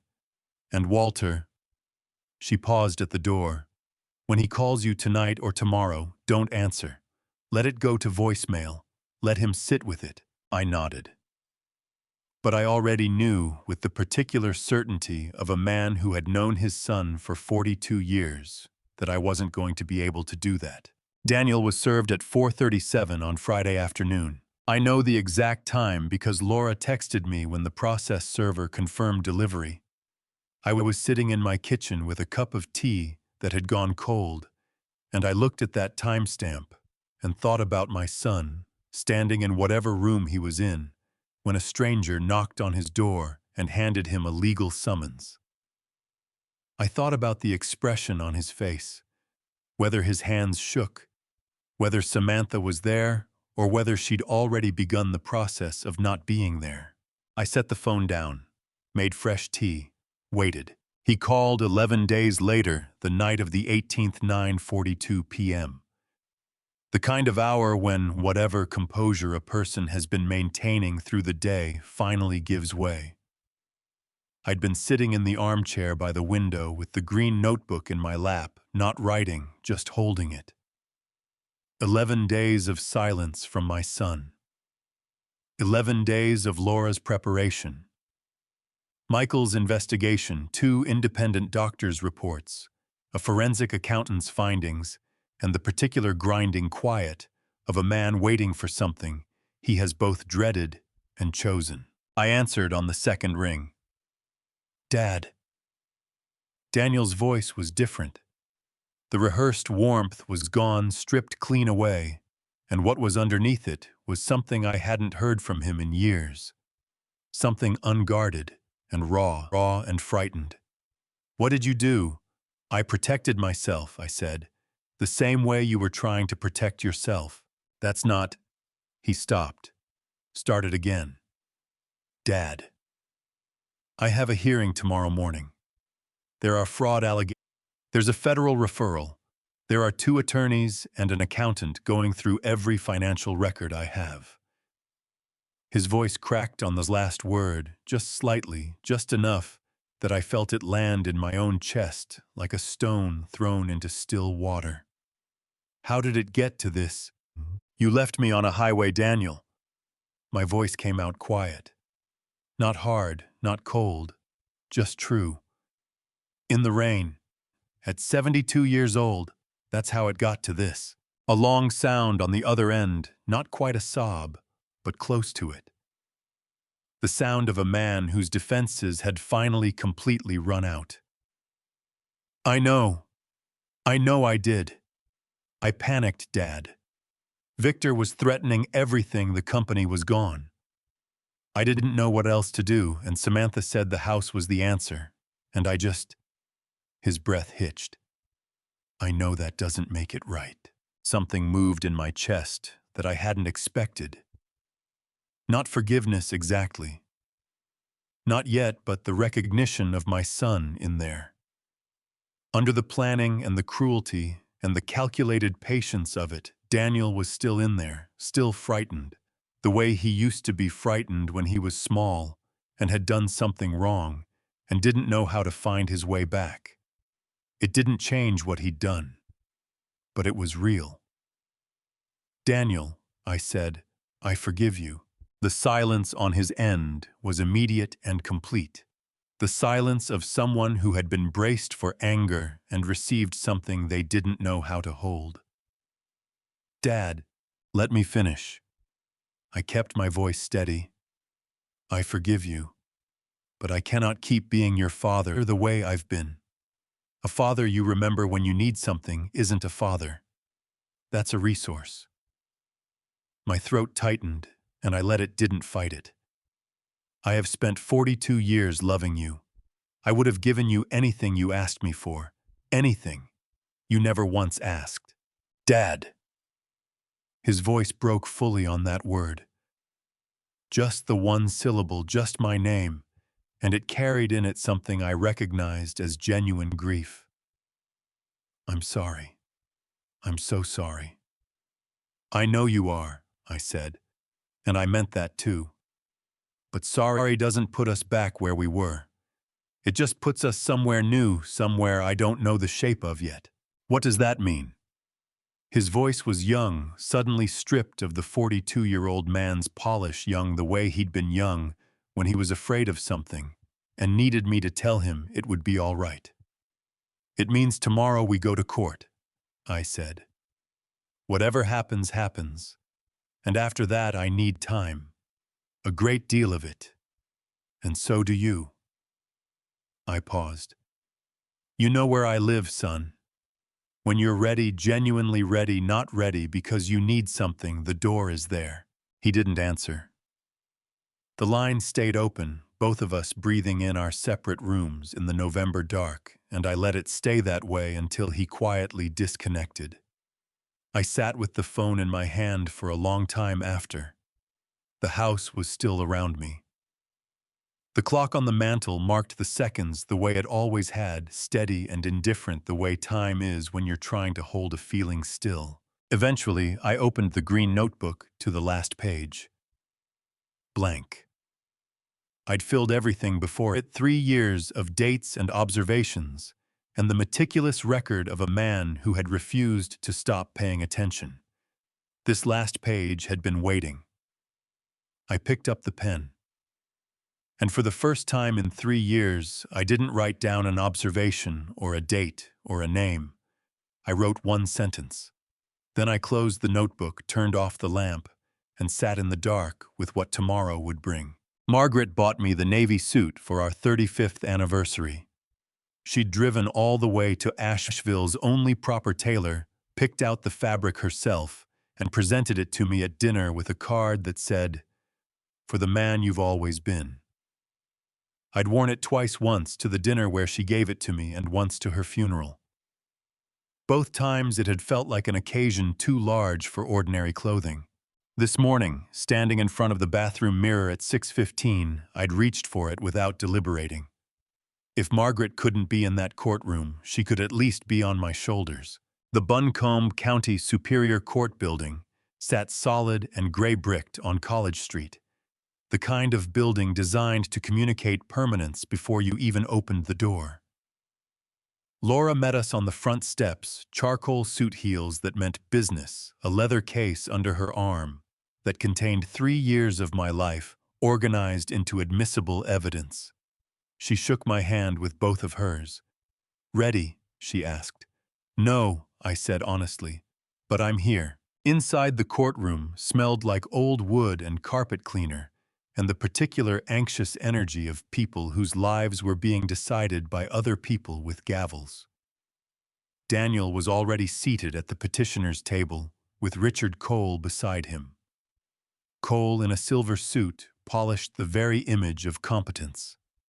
Daniel looked thinner than he had at my kitchen table 2 weeks ago. His jaw was set, his back straight, performing certainty the way you perform it when you have very little left. He saw me come in. Something crossed his face, not the calculation I'd been watching for months, but something genuine and complicated, something that looked almost like grief. I held his gaze for exactly 2 seconds. Then I followed Laura to our table. Samantha sat in the gallery, not at either counsel table. She'd come as a witness under subpoena. Her cooperation agreement with Laura meant she would testify truthfully, and in exchange, Laura had agreed to limit the civil claims against her personally. She was wearing gray, her hands folded in her lap, not looking at Daniel. When our eyes briefly met, she gave the smallest nod, barely a movement, just an acknowledgement. Honorable Eleanor Voss entered at 9 o'clock, precisely, and the entire room rearranged itself around her authority. She was in her mid-60s, silver-haired, with the economy of movement and expression that comes from decades on the bench. She sat, opened the file, and read for 45 seconds without saying a word. "This is a petition for adjudication of incompetency," she said finally. Her voice was measured, neither warm nor cold. "Mr. Cole, you may present." Cole stood and delivered his opening with practiced ease, the concerned son, the declining father, the necessity of intervention.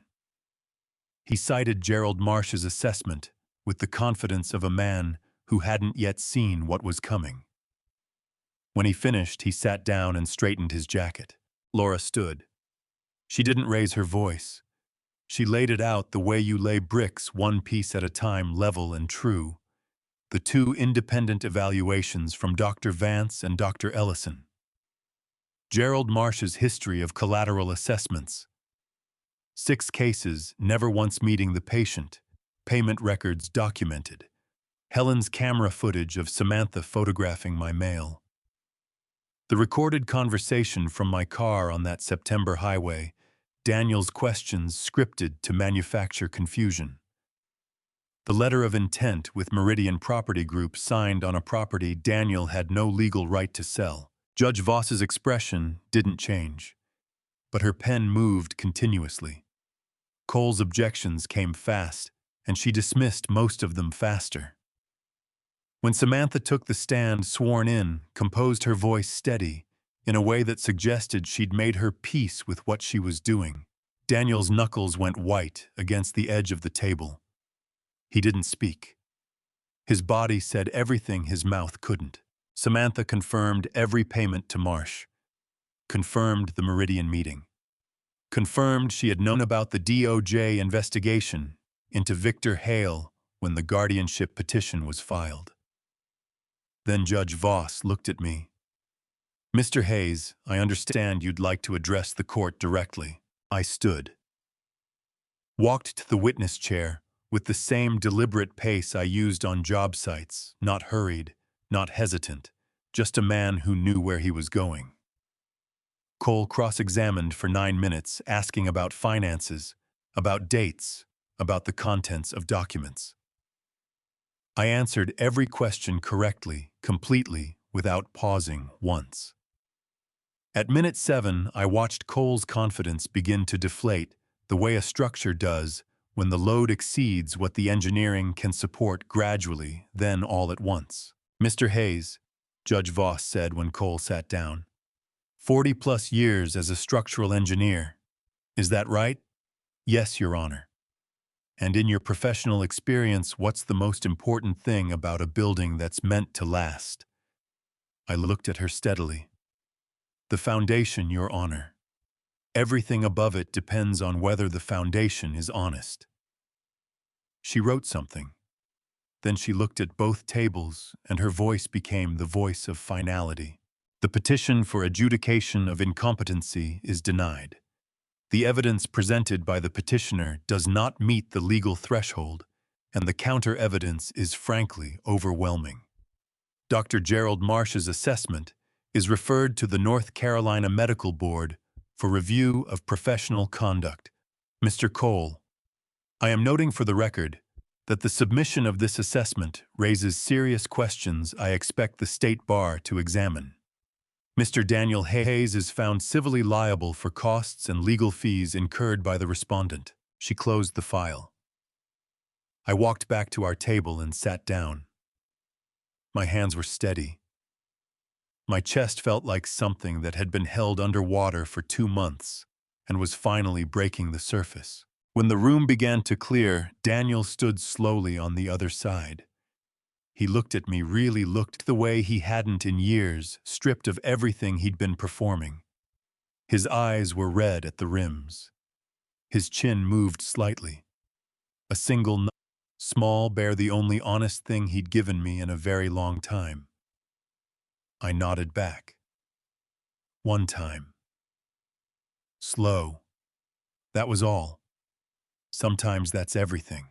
Outside on the courthouse steps, Laura shook my hand again, and Michael put his arm briefly around my shoulders, solid and warm. The November sun was thin but real, and College Street moved around us like an ordinary Wednesday, like nothing extraordinary had just happened inside that building. I took out my phone, opened the photo I'd taken of the last page of the green notebook, read the sentence I'd written the night before. Then I put the phone away. "Let's go home," I said to Michael. "I have a foundation to build." December came in cold and clear, the way it does in the mountains after a long autumn. No gradual transition. Just one morning you wake up and the air has a different quality to it, sharp and clean, like the world has finally decided to be honest about what season it is. I woke up that first December morning and lay in bed for a few minutes, just listening. The house settling in the cold. A bird somewhere in Margaret's garden, one of the stubborn ones that stayed through winter. The ordinary, unremarkable sounds of a life that was still mine. For the first time in months, I didn't think about the court.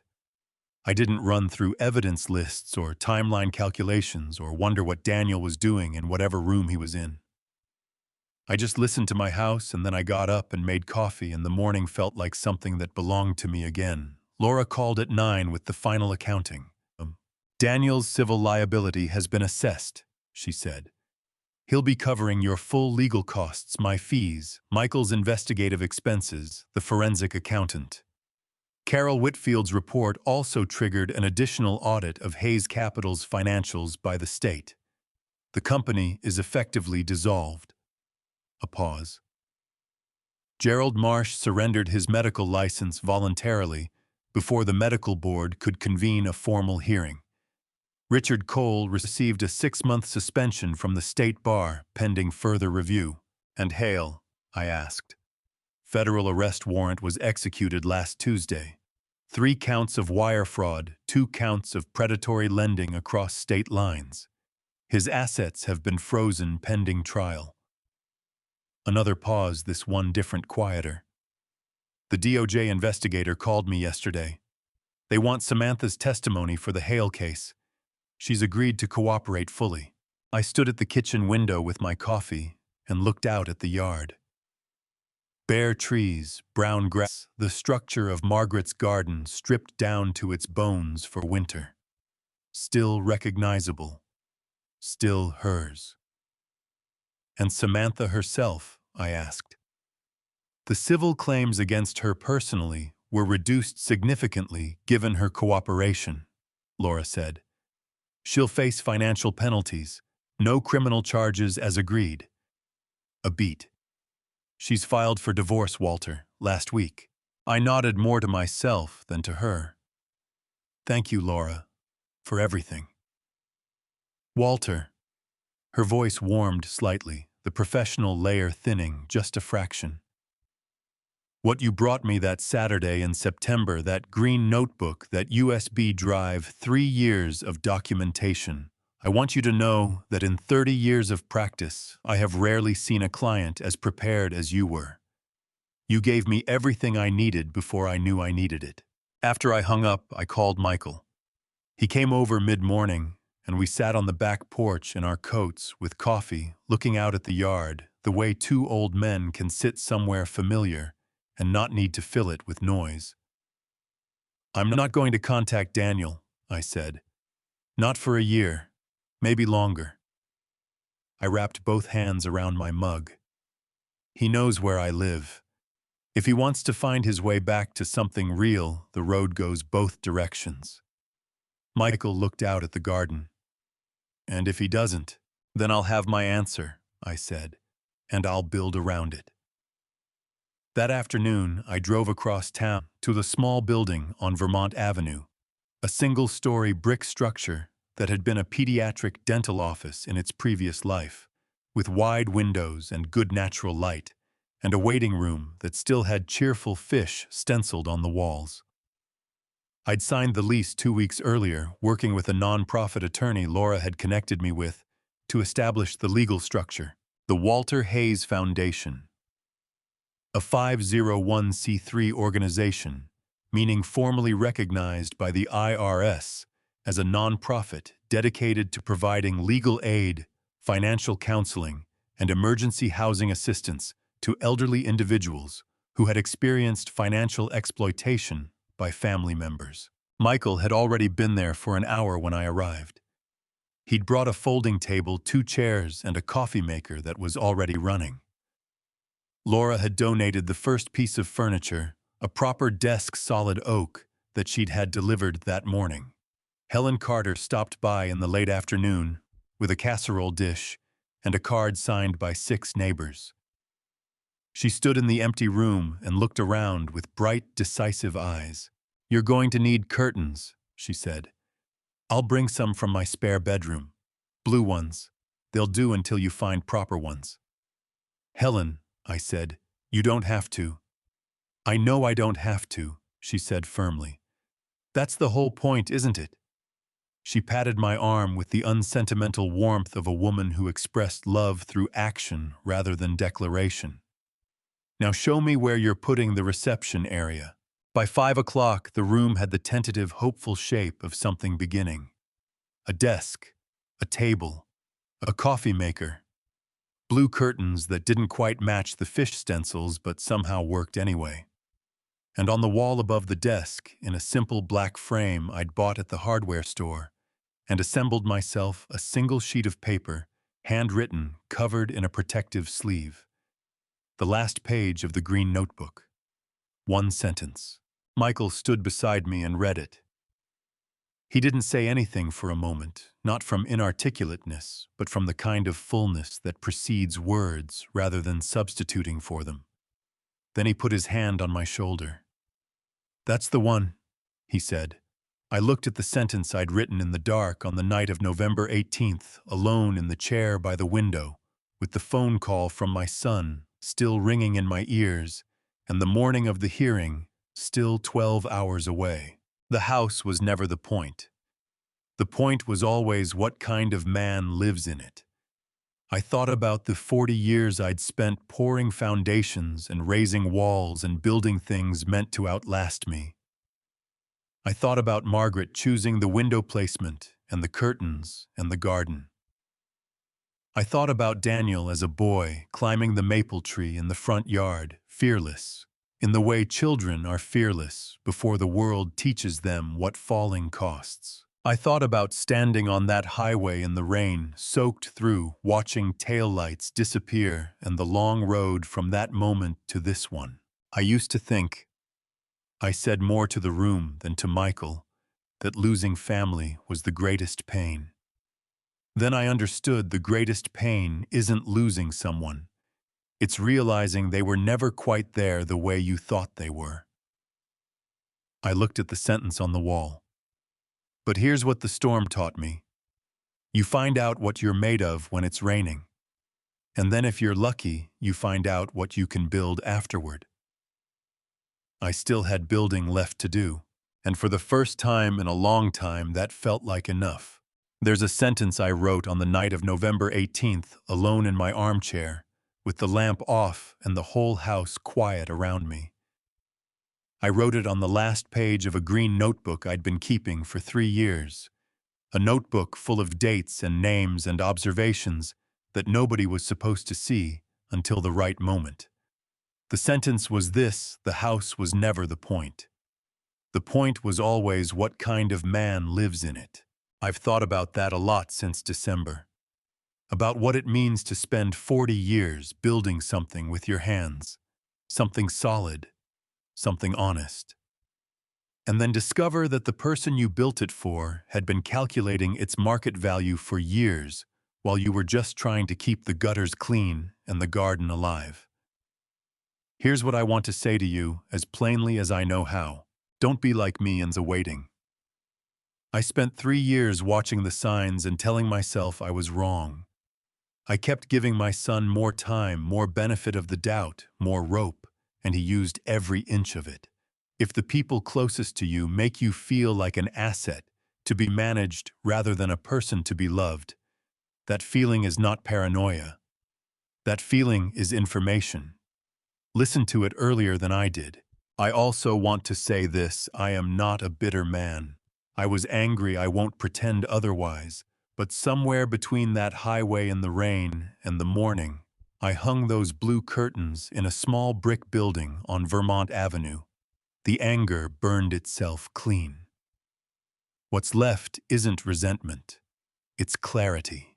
I believe, and I have believed my whole life, that God doesn't abandon the people standing alone in the storm.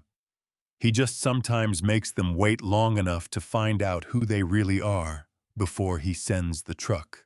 Michael Reed pulled up on that highway because 60 years of genuine friendship is the kind of foundation that holds even when everything else is washing away.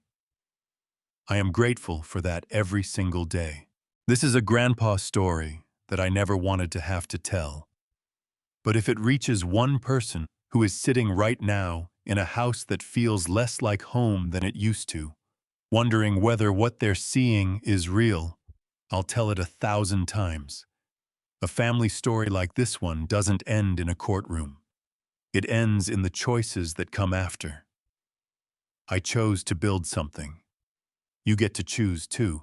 If Walter's story meant something to you today, leave a comment, share it with someone who needs to hear it, and subscribe so you don't miss what's coming next.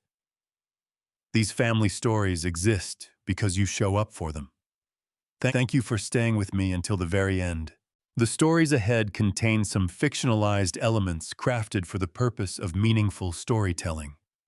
If that's not what you're here for, no hard feelings at all. Step away, find what fits, and come back whenever you're ready.